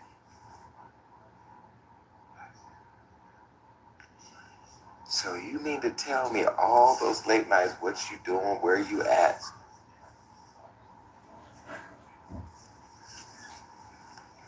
I've seen Jay-Z at his house. I've seen T.D. Jakes at his house. I've seen Chris Brown at his house. I've seen Jordan Woods at his house. I've seen Travis Scott at his house. I've seen it definitely Beyonce was, at Nicholas. his house. I've seen Tiana Taylor. I've seen them all.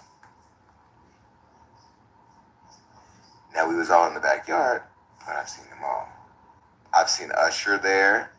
I've seen DaBaby there. I've seen Justin Bieber there. I've seen... Everybody's been to a Diddy party. I've seen Lindsay Lohan, Ashton Kutcher, Demi Moore, Tyrese, Amber Rose. I've seen them all up in there. Mary J. Blige. I've seen them all. But just because you go to a Diddy party doesn't mean that you were getting sprayed down with Vaseline and baby oil. Because I can tell you right now, ain't nobody ever sprayed me with nothing. And I don't even play around like that. Let me tell you about me. I am so private with my personal... We don't even hear about that. He has some more things to say, too. The industry is shaking right now. Because Diddy parties, if they were being what they said they were, he ain't the only one. If you've lived in LA the last 10 years, 15 years, you've heard about parties. And all those parties were all about how many girls they can get to the parties. And you know what? I know the Wranglers. Y'all know the Wranglers who would send out them group texts. We all going to the party. We all going to the party. Nope. Wasn't Chris Brown. Nope. Chris Brown, Trey Songz, and all them used to go to Pleasure P parties back in the day. I'm going to leave that alone. Let me just shut up. Let me just be quiet. Okay, let me just really quick promo while I hear. October 5th, Floyd Mayweather's coming to Stockton. Get your tickets. First time ever in Stockton, October 5th. Show up. The industry is shaking right now. Now look, yo, I'm not buying that. Like, yo, I don't think, yo, I think people got the wrong perception of what's going on with Diddy right now, y'all. Like, there's not, nobody, they're not cleaning up the industry. I talked about it yesterday. It's probably a lot of new people on the chat. Y'all probably never heard this before, but this case is all about Cassie, y'all. I think Cassie might even she might be being used. Because if you really know about the case and you know about what they doing with Diddy and you know where it originated from, you will realize that, yo, this ain't. That's why you got people like Jason Lee and they coming out saying that all these people gonna go to jail.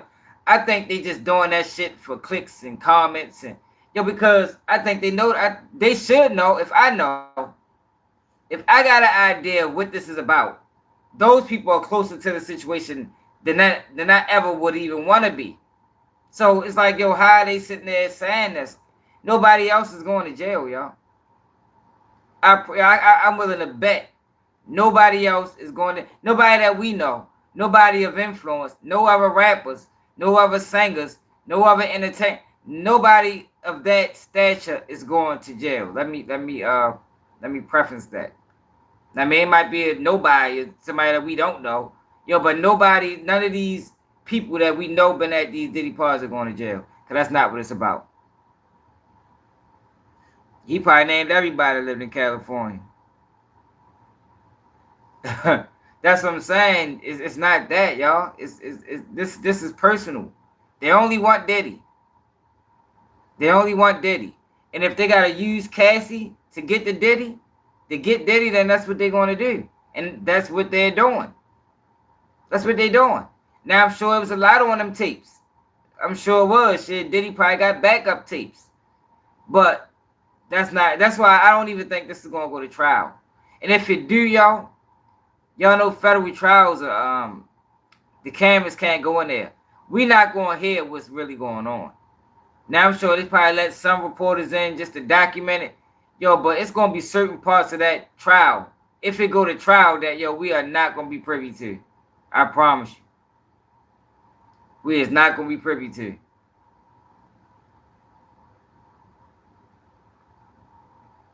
You say Cassie don't got enough money to go Lord. I know, that's what I'm saying, G4. That let you know something, right? If Cassie don't got enough money to go blow for Diddy, then who's behind Cassie? You understand? Like, yo, all people gotta use is you know, just gotta think a little bit, yo. If this was about justice for Cassie, yo, Cassie could have been to these things, but she couldn't because she don't got the resources. She not big enough. She don't have the money. So it's obviously some money behind her. It's obviously. Y'all get what I'm saying? And Cassie is the only victim. That's another thing that y'all might not never heard because everybody pushing this monster. Cassie is the only victim in this Diddy trial. The only one. Now, could they find another one before trial? Maybe. But I don't think that's even that. I don't think that's their angle. Yeah. Ain't no cameras in federal court. I don't think that's their angle, yo. This is personal between Diddy and the people that want Diddy because Diddy broke the code. Broke the code. He crossed people that put millions and millions of dollars in his pocket. So they looking at it like, all right, this the game you want to play? Now we're going to play. We're going to show you that you're not as big as you thought you was. Because like I always say, yo, when you align yourself with these people, you give them the, you let these people build you up, and they can also tear you down. And that's it. And that's what we're witnessing, yo. We're witnessing the tear down of Diddy. What's being pushed through Cassie. So it ain't nobody else going to jail. Jay-Z ain't going to jail. Beyonce, none of these people are going to jail. Yeah, that's what it's about, bro. That's when the indictments came out. That's where the lawsuit came out. It was all about that. Now, I think it could be a situation where I think a lot of things went on at once. A lot of things went on at once. You had Diddy owning Revolt. He was taking Revolt down. Because y'all got to realize you got investors. So with any company, you have investors. And these investors will overthrow you if you're not moving the company in the right direction.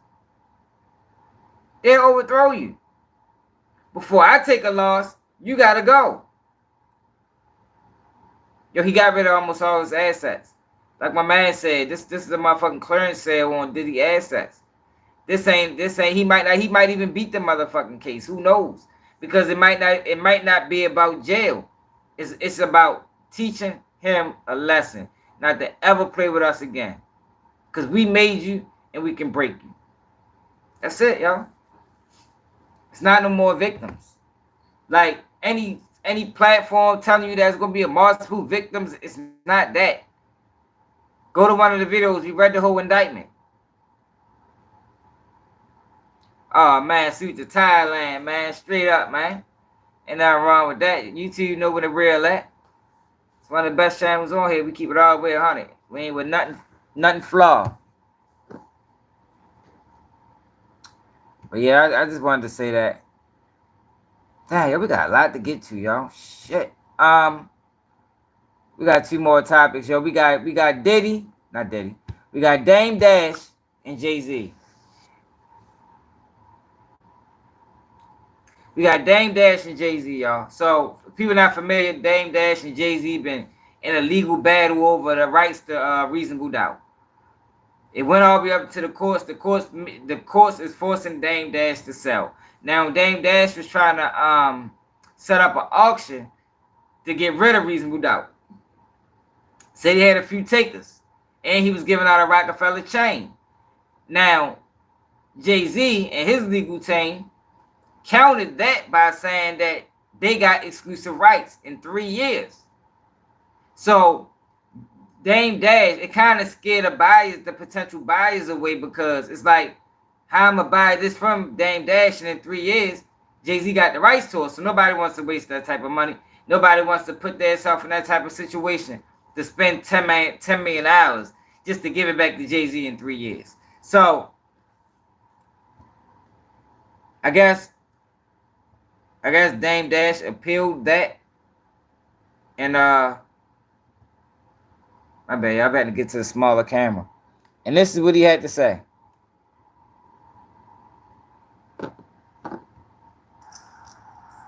I know a lot's going on, but, something was filed in the court on Friday that my lawyer brought to my attention, and I was... Kim Kardashian sending cease for what? Who said anything about Kim Kardashian? Oh, what was she getting? She going to jail or something? Yeah, Dr. Umar wrong as a motherfucker on this thing though, on that Diddy shit. He talking about the supply from the elections. He's saying he way off. Yeah, see, I ain't doing that. Yo, people that's pushing that narrative, when they misleading them. Like, I think they doing it for clicks and views, because it brings attention. Yo, but we keeping it all the way real, man. Ain't nobody gonna go to jail but Diddy, if Diddy go to jail. I'm really surprised that TMZ and that the Breakfast Club and That ain't a real one. haven't spoken about this shit. But to me, this is something that's very relevant. So this was filed by New York State, not me. Jay-Z's statements to the press have poisoned the environment for the auction. He has claimed that he has a termination right under the Copyright Act, and that the rights of reasonable doubt will revert to him in 6 years. In fact, 6 years. He has no such termination right, and RAF is entitled to renewal term, which is now 67 years, meaning it will own the copyrights until the year 2098, not 7 or 6 years like everyone was promoting, but till 2098, another 100 years, at least. Well, I don't think Jay-Z gonna live 100 years. The highest possible auction price could be more than 10 times higher than it is likely now, given Jay-Z and RAF's actions, RAF is complicit by its inaction in pushing back such false statement. I know a lot's going on, but something was filed in the court. All right, so that's basically Dame saying Jay-Z full of shit. And if somebody want to buy a Rockefeller, they can. I mean, if somebody want to buy a Reasonable Doubt, they can. Now, like I said, he looking for $10 million. And he said by in the next 100 years, the price is going to fucking be 10 times the amount. I got an attempt murder expunged about a month ago. After I got out, I ain't even. Oh, you must be behind on the video. Yeah. So what y'all think, yo? Is that worth 10? Is that worth $10 million? They say in 100 years, yo, Jay-Z ain't living to see 100 more years. So niggas should be, whoever buys should be good. They ain't even gonna let us see 100 more years. You feel me? Let Jay-Z get his kids to to come back and retrieve it. But by that point, man, people better moved on, man.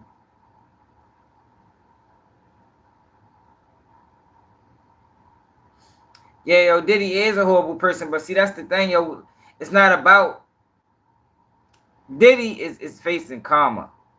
This is karma. Diddy done played a dirty game with people, majority black people, his whole career. Now, he done done some things too, but on a business level, he done played dirty with a lot of people. So now somebody's playing dirty with him. That's really all it is. So it's hard to really feel bad for him, because we got to realize this is not about Cassie. I mean, this is, Cassie just being used as a pawn.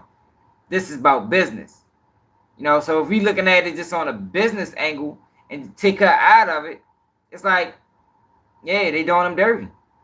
They doing them dirty, but this is business, and this is high level business. High level business is a leverage game. It's whatever I got in business negotiations, whatever I got in my back pocket that I can use to, drop the price a little bit, then that's what I'm going to use. That's what I'm going to use, and that's what they doing. They got Cassie. Because Diddy did some of these acts around people. He done smacked Cassie when people was there. So these people that Diddy been dealing with, they've been dealing with since 2007. So they was around when all of this was going on. So it was an easy thing to do. And it's like, all right, you want to play? Hey, Cassie, remember what Diddy did to you? How you feel about that? How about if we take him to court? What you think about that? She might not even want to have nothing to do with it, but she ain't got no choice, y'all. We dealing with powerful people. They can make the fucking earth shake if they wanted to. You understand what I'm saying? And Diddy got too comfortable, and Diddy started thinking that he was one of them, but you're not one of them. Yeah, you're a billionaire, yo, but you're not. You know what I mean? It's still levels. It's millionaires, it's billionaires that got about 1 or 2 to 5. Then it's billionaires that's in the 50 billion, 60 billion range.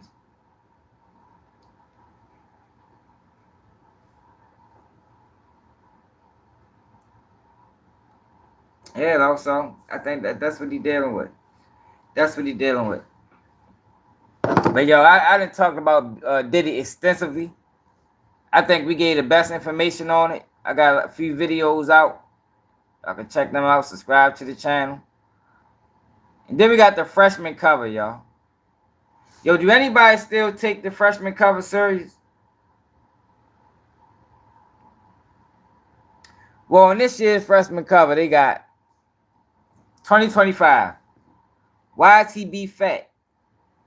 I don't even know who that is. The AMG Twins. Hurricane Wisdom. Scrooly G. Rack Baby. I don't know him either. Von R 1700. D Baby. New to 05. Babyface E. OT7 Quani. And Chicken P. I know who Chicken P is. 027 Quani. Von R 1700. Scrooly G. AMG Twins, and YBT Fat. Yo, how many of these rappers y'all think gonna be here in 10 years? In 10 years, y'all, which one of the, how many of these rappers are still gonna be here? It's a 0. It might be. I think it might be. I don't know all of them. Give them 5. So in 5 years, who will be here in 5 years? Scrooty G, you think so? He gonna be gone because he gonna crash out. He gonna end up going to jail or something. OT7 Quantity, he gonna crash out because he chasing clout. I think Chicken P is locked up right now. I'm not sure. YTB Fat can rap. But yo, Sean Cotton just played the dirty game with him, so it's gonna be hard, yo, because a lot of these guys still in the streets. Man, what? They sure the fuck do. What it is. I know y'all down never put no Baltimore rappers on here, man. No, he Von off 1700 going to jail. Well, he gonna end up getting, he gonna crash out. Let's just say that. I think so too, y'all. That's why I think YTB Fat probably be the only one. But the only thing about him is, look at this. Look at this. So Sean Cotton interviewed one of his cousins or apps or What? Look at this. Somebody named Mud Baby Rue. Look at Sean Cotton, man. Sean Cotton, I ain't know he did stuff like this. I ain't know he was an instigator too. Check him out. TB Fat is also from West Memphis. Yeah. Is that your cousin? They're my cousins. We're my cousins. Y'all are related? Man, we don't f around. But are y'all related? So y'all are cousins? This is my cousin. If you want to take how you want to take. They're my cousin. He's from the city that blew that. This just the side we don't f with. I don't hate on nobody though. Like, cuz and poppin'. So growing up, y'all knew each other, right?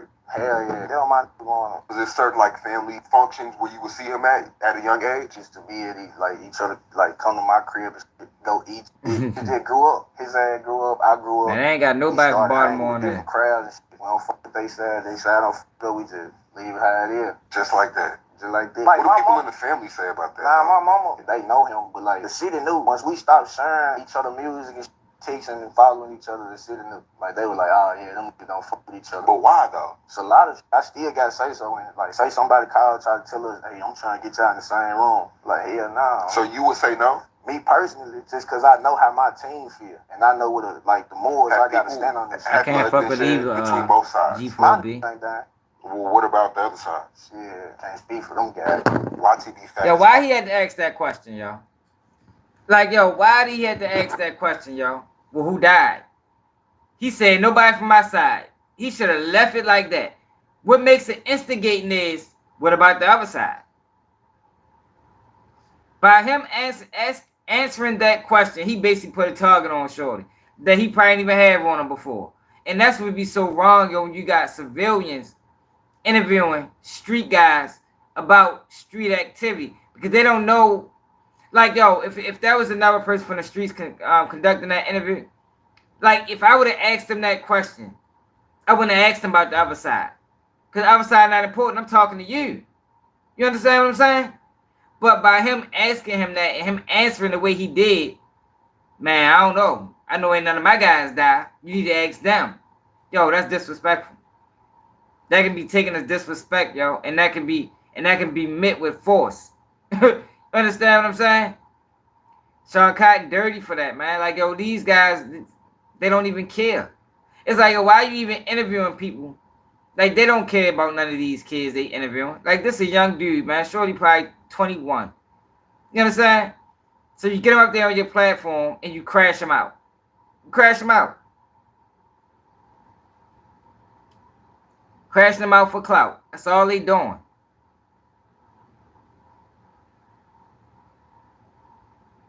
Man, I don't fuck with it, yo. Like, I ain't know Sean Cotton did that.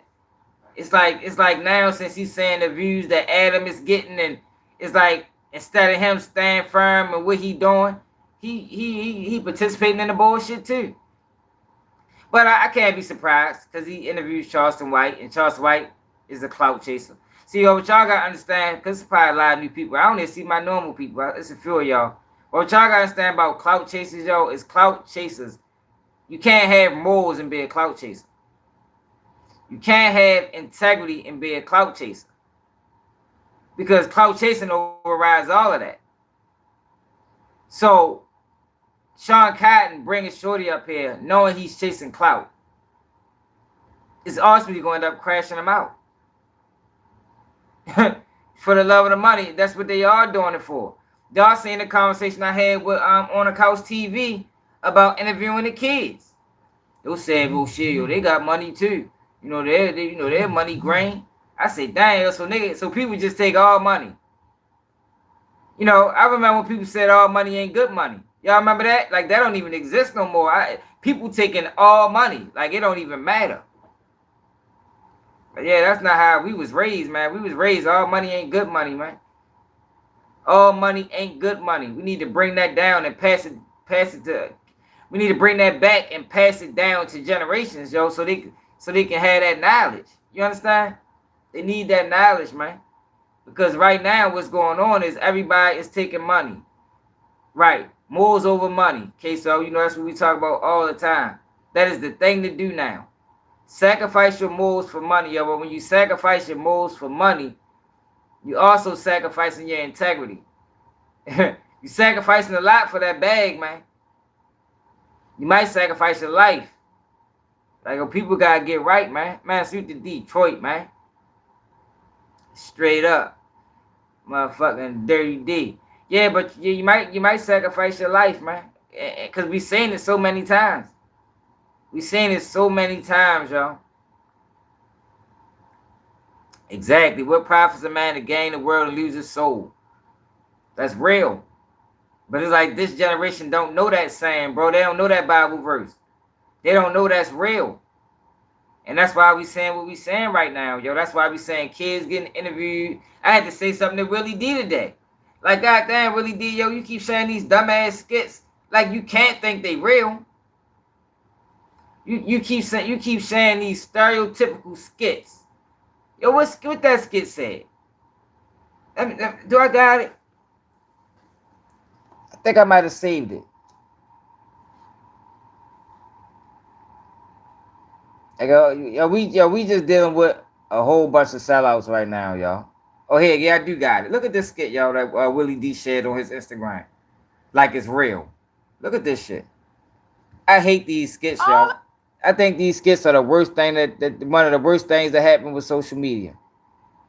Kids tell stepdad that he, what? Okay, the kid said, I don't know what the fuck that is. Just listen to it. Look at y'all having daddy and son time. Stepdad isn't his real father. My daddy, I miss him. Don't say that, Junior. What's wrong with you? I've been out here all day, honestly. I've been out here all day working on this bike. Why would you say that, Junior? Don't say that. That's mean. Like, listen, you don't say that because your dad is in jail. Yeah, from the rap group, yeah. I'm taking care of you.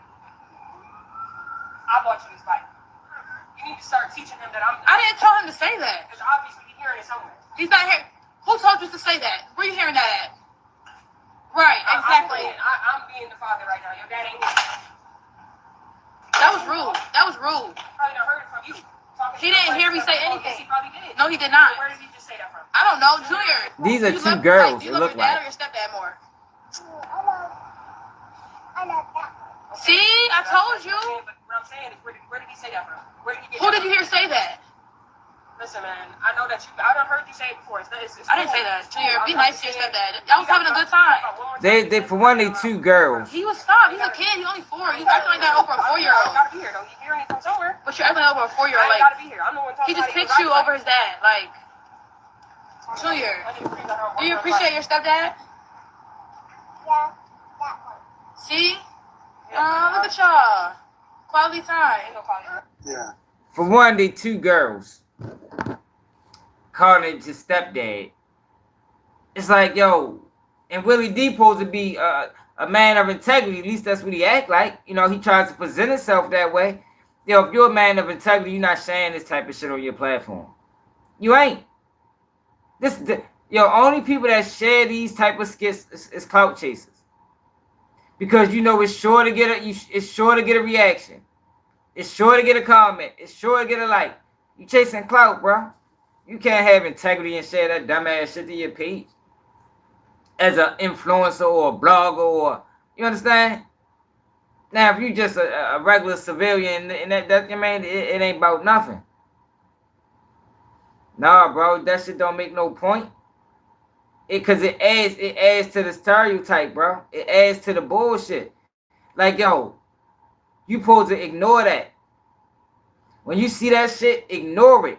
You don't make the video bigger. You understand? You don't make it grow even bigger. That's just like the drill rapper. When you see these guys drill rapping, you don't share their videos. Knowing drill rapping is killing kids all across America, you ignore that shit. You ignore it. That's probably the biggest platform that video was shared on. Because it gets to a point where you pushing a message forward. Now you got people arguing in the comments about something that's not even real. It's not even real. It was a skit. You got people really taking time out their day to go back and forth about a situation that is totally fabricated. Man, I think that shit goofy. I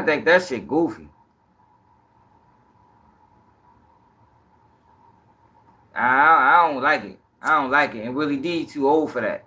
You too old to be chasing clout, man. He probably do. No, I'm not saying he probably do give good advice, yo, but I'm not discrediting. He probably do give good advice. I don't really watch him like that. Like, I don't really tap into him. But I'm just talking about, yo, why are you sharing that shit? Basically. Like, I'm not coming after his advice. He probably do. He probably do got great advice. He been around for a long time. He probably got wisdom. But it's like, yo, why are you sharing that nonsense? It's nonsense. Man, don't share, man. I would never share that shit. It's not, like, what the fuck? It's fake anyway. Like, you got people with real problems having conversations about a fake situation. And he'll never, cause I follow him, he posts them a lot. And he'll never come in and say it's fake. He comes in there and have the conversation with the people. Like, yo, he don't come in like, nah, y'all, this stage, but what y'all think about this? I can respect that. I can respect that. He just posts it. Yo, what do y'all think?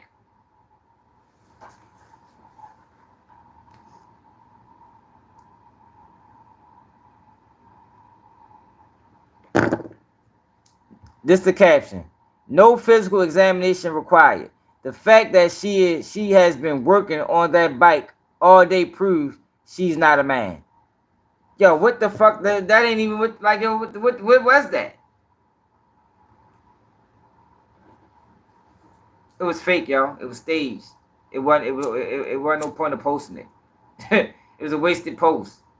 Post something that matters, bro. Give some advice. Kick some game. That's all I be saying. You know, I be hard on niggas, bro. I don't really got, cause I don't think we got time for fuck shit. I don't, yo. It's kids dying every day, yo. Our fucking school structure is crumbling. It's crumbled. Like, yo, we got real issues. We got real issues that need to be addressed, yo. And you can address them through bullshit, but you can't just post bullshit and not explain it. I guess what he was trying to say is she's not a man. But it's obvious she wasn't a man. You feel me? You got people arguing about, is it okay if the stepdad, if with the child saying that this is the real dad, and like, and it's just a wasted conversation. I think it's just wasted. It's wasted time. It's wasted energy. It's a waste of fucking life. That's just how I look at it. Y'all not be super hard on motherfuckers. Yeah, it is getting tiring in London because it's everywhere. And so many people share that dumbass shit. Every time I see them, I just say fake. Watch it for a few seconds. Staged. Leave. Fake. Leave. I might see 3 of them a day. You know, you're going to see a couple of them a day on your timeline. And then you go to the comments and people, it really be people arguing about the shit. No, because that's not how it's supposed to be. She did wrong. Like, yo, what the fuck? Like, I don't, like, yo, I'm really arguing about some shit that's not real. Like, man, people crazy, man. We gotta get better, man. We gotta get better, man. A lot of these people just trying to monetize, y'all. I don't know why Diddy needed $1,000. Shit was getting freaky, man. It was getting freaky, Brian. You feel me? Like, that's what it was. Yeah, man. He was a freaky guy, man. He said I swooped you on them ducks. Shit. You might, I ain't good at that shit. I got holes all in my walls. Fuck around them damn ducks. But shit, yo, we almost 2 hours in though. I appreciate everybody, yo. Yo, if y'all want to support the platform, yo, you can always cash at Baltimore Swag, man. BALTIMORE Swag. I spoken to Black and Mild, yo. They said he used it in the backyard for service. Hey, yo, I ain't gonna lie. The Diddy skits with the baby oil is hilarious, yo. Like yo, Diddy a wild guy, yo. He a wild guy, yo, and I just think they used it against him. They knew he was wild, and that's the thing, yo. When you dealing in that type of business, you can't have no skeletons like that. You can't have them type of skeletons. Oh, before I go, Ice Cube. Now, the other day, y'all, we was talking about, make sure you hit that like button. But we was talking about why is none of these millionaires or billionaires standing up for Diddy. And we spoke about Ice Cube specifically, because Ice Cube is one of them guys that every time he got a problem with the establishment, he come running to the people for help. Oh man, they doing me wrong. You know, they're not trying to let the big three expand. I'ma need everybody to do. You know, he always one of them guys. So now he got Diddy, one of his counterparts. Now I don't know if they friends. More than likely they probably not. But he's one of your counterparts, and you see that what's going on with Diddy is the same thing you complaining about. So you would think that, you know, it would be only right for him to, you know, at least speak on his, at least say something. Well, this is what he decided to say. Almost 40 years rocking the mic. And I'm going to tell you right now, me and Dub C ain't never been to a Diddy party, motherfucker. Yo said, thank God. You ain't got to worry about us on them motherfucking tapes. Now check this shit out. So he uses the opportunity to pile on. Like you said, SRT, they ain't standing up, they standing down and stepping down. You feel me? That is what they doing though, man. They standing down and stepping down. But I just think that's flawed, y'all. Because it's like at this point, Ice Cube, Jay-Z, they already hit Kanye. It's like, yo, you just waiting your turn. Ultimately, once you make them mad, you just waiting your turn. So when is there going to be a time where motherfuckers see that happening to somebody and be like, yo, nah, yo, we ain't standing for that shit this time, man. Yeah, he might got $1 billion. He might got 5. We going to get all the billionaires together. And we 50 billion deep now. I mean, we 50 billion deep, yo. We got some muscle. Them boys ain't moving like that, though, man. Yeah, Pimp C was speaking up. I think they got rid of Pimp C for speaking up, to be honest. In my opinion. You know, that Pimp C death was a little strange. He said New York was a new Babylon. Yeah, Diddy just a freaky motherfucker, man. I can't believe. Like, yo, y'all keep talking about the baby powder. The wildest thing in that indictment is the IVs. Like, yo, they must have having some serious sex in there, man. They require IVs afterwards. fucking required IVs. Like, that is insane to me. Like, they probably was in there ready to die, man. Like, they was probably in that bitch dying from heat exhaustion. Like, get the IV, call IV girl. We need the IVs now. Yeah, it was drugs. I seen on Conan O'Brien, he said he liked the heat on. Like, it was getting real ugly in there, man.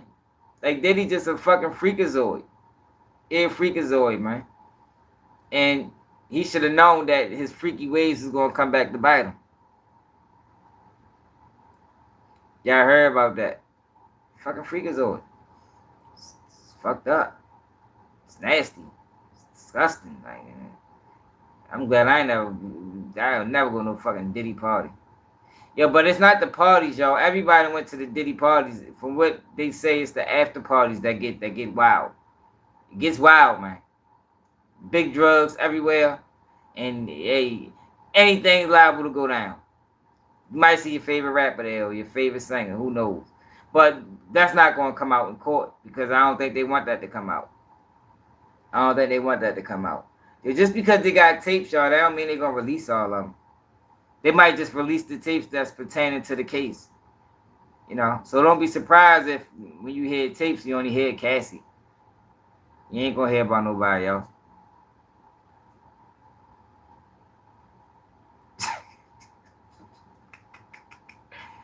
Yeah.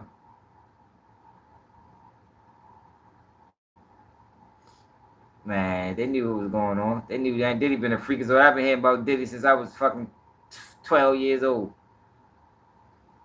Gee, man, what it is, man? You just stepping in. Fuck you was that, Nick. But shit, though, y'all. 2 hours in. And we covered that kind of fast today, y'all. I think we hit every target. Damn, Bob Smith, where you been at? You said truck probably was 600 of them. Oh, all right, already. You think somebody might have got tricked? You think Diddy probably tricked some of the young boys? I mean, got a little bit too close. Did y'all see the video where Diddy was sitting next to Mike Tyson and Mike Tyson had to move his hand and slide over a little bit? Diddy just a wild guy, yo. Like, you know, he got a lot of money, yo. Sex probably started getting born. You know, he had to spice it up. And I think he spiced it up too much. It turned into the crimes. Like, shit got extra spicy in that bitch.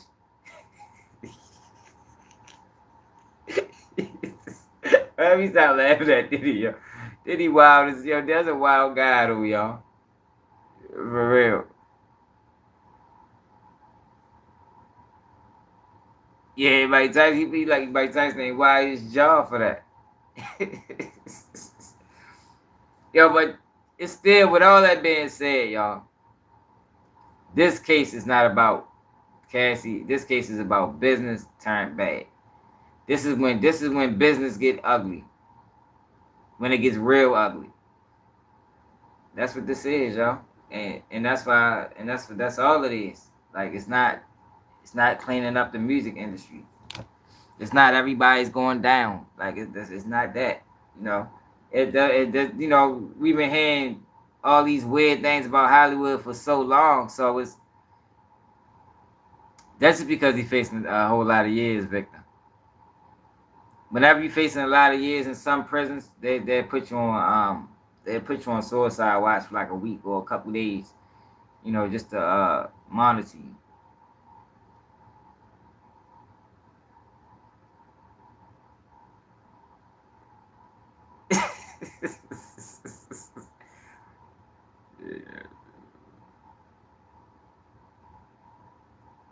Yeah, y'all funny as shit. Yeah, but I'm ready to go though. It's getting chilly down this bitch.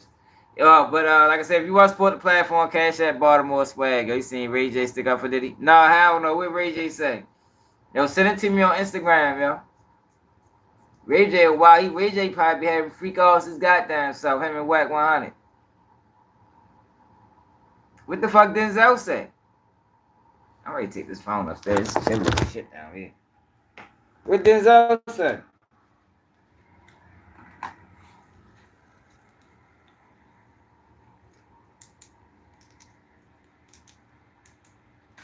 It's chilly down here, man. I need to turn the air off. It ain't even hot outside. I mean, cold outside. I mean, dang. Ain't even hot outside no more. It's cold for nothing in this bitch.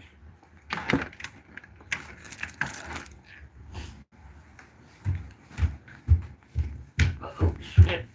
Dang. It's freezing down that basement, man. Freezing. And that shit off.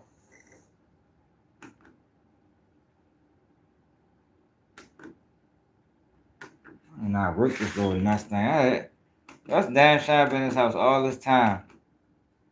And I don't even know how to work. My girl and I work all this shit, man. Fuck, it ain't working. Oh, alright.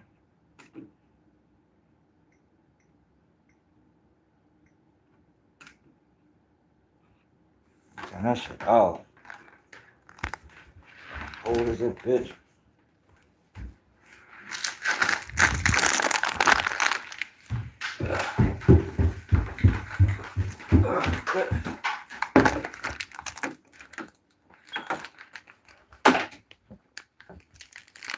Dang, y'all, it's cold down there, y'all. It's like motherfucking wintertime on that bitch. He said, when the devil ignores you doing something wrong, then the devil calls you. He said, when the devil ignores you doing something wrong, when the devil calls you doing things right. Yeah, that's deep.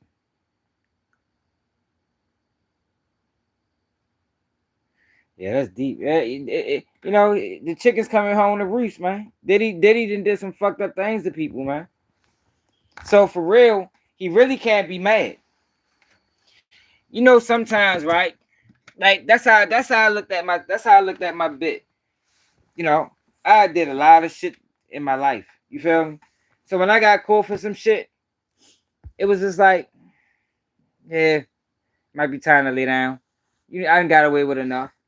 And it's like, and that's how it be, yo. Like sometimes you gotta take it on the chin like that. You know, karma come back in different ways. You know, they might not get you for things that you actually did. Might get you for something else. You know, and you gotta accept it. Take it how it come. Stand up. Diddy been getting away with crimes for how many years now? Now they got him on some bullshit. Gotta stand on it. You know what I mean? They got him from being freaky. Because this is the thing, y'all. Only what makes Diddy was just being a freak. I think everybody understand that. But what made it criminal was the organization of it. You know, it was everybody had a job to do. It was the setting up the freak offs. It was the cleaning up the freak offs. You know, it was the if something breaks or if we gotta threaten someone, that's your job. It was if we gotta buy security footage, that's your job. It was all right. How much we paying us? That's what made it a crime. That's what made it a crime. And then you got Cassie now saying that she didn't necessarily like the freak offs. You know, so it's almost like forced labor. You understand what I'm saying? Yeah, I'm saying that too. Yeah, yep. Then you got the IVs. You know, you ain't supposed to just be taking IVs out the hospital. Like that's what made it a crime. That's it. The organization of it. That's how they was able to fit it under the RICO statute and called it organized crime. They called it Combs Enterprise. That's what they called it. Combs Enterprise was these elaborate freak offs with. It gets real slippery in that bitch, baby, all everywhere. It gets real slippery. Diddy crazy, man. Yo, I'm ready to go though, yo. I appreciate it, Mac Jones. Yo, make sure y'all subscribe to the channel, yo. You know, we always had good conversation. We go live every day at 11 p.m. Eastern time, Monday through Sunday.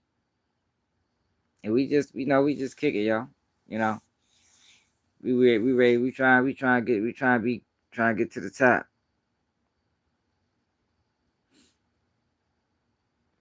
Hey, hell yeah. Shit. You know he definitely was.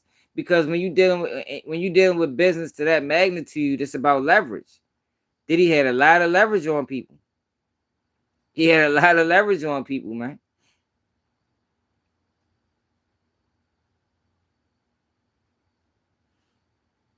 Like Demi said, people warned him about Diddy when he first came to the industry.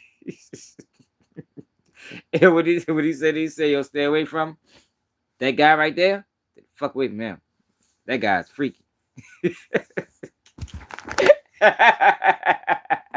yeah, buddy. Hey, that's a freak. That's a freaky motherfucker there. Yo, you better go away and dead him. No, Mac Jones. He ain't blackmail around people, Mac Jones. What he did was he tried to sue this company for racial discrimination. This is the same company that he made millions of dollars with. And he tried to sue him for racial discrimination. So they brought the hammer down on him. They used their resources and they boxed him in. That's what they did. They boxed him in. And that was a bad move because Diddy should have known better. I think he got too comfortable. He probably thought they'd never do that to me. He probably thought, you know, these my guys, I've been dealing with them since 2007. They'll never fuck me over. And that's what he was wrong at. Because they fuck over everybody. That's why I say you don't never align yourself with dirty people, man. When you align yourself with dirty people, you're prepared to get dirty. And that's what he did. He aligned himself with dirty people in order to enrich himself. And now they taking everything back that they gave him. That's what this is. And he just using Cassie to do it. Yeah. Using Cassie to do it. But yo, shit though, y'all. I done tried to get off this motherfucker 5 times. Look. Want to support the platform, Cash App, Baltimore Swag. BALTIMORESWAG. It's another day of KBG News. Check out my latest videos. I dropped a video earlier today. It's another wild story. I dropped another video a couple days ago that they still haven't monetized because they've been doing me dirty. They're not monetizing my videos that do well. I reached out to YouTube about it. All they do is give you excuses. Like, yo, if I was to show y'all, that's what I'm going to do tomorrow. When I go live tomorrow night, I'm going to show y'all their reasoning as to why they not monetizing certain videos. Hey, yo, I did a video on, who the fuck did I talk about? Julio Fulio. No. YGG Tay.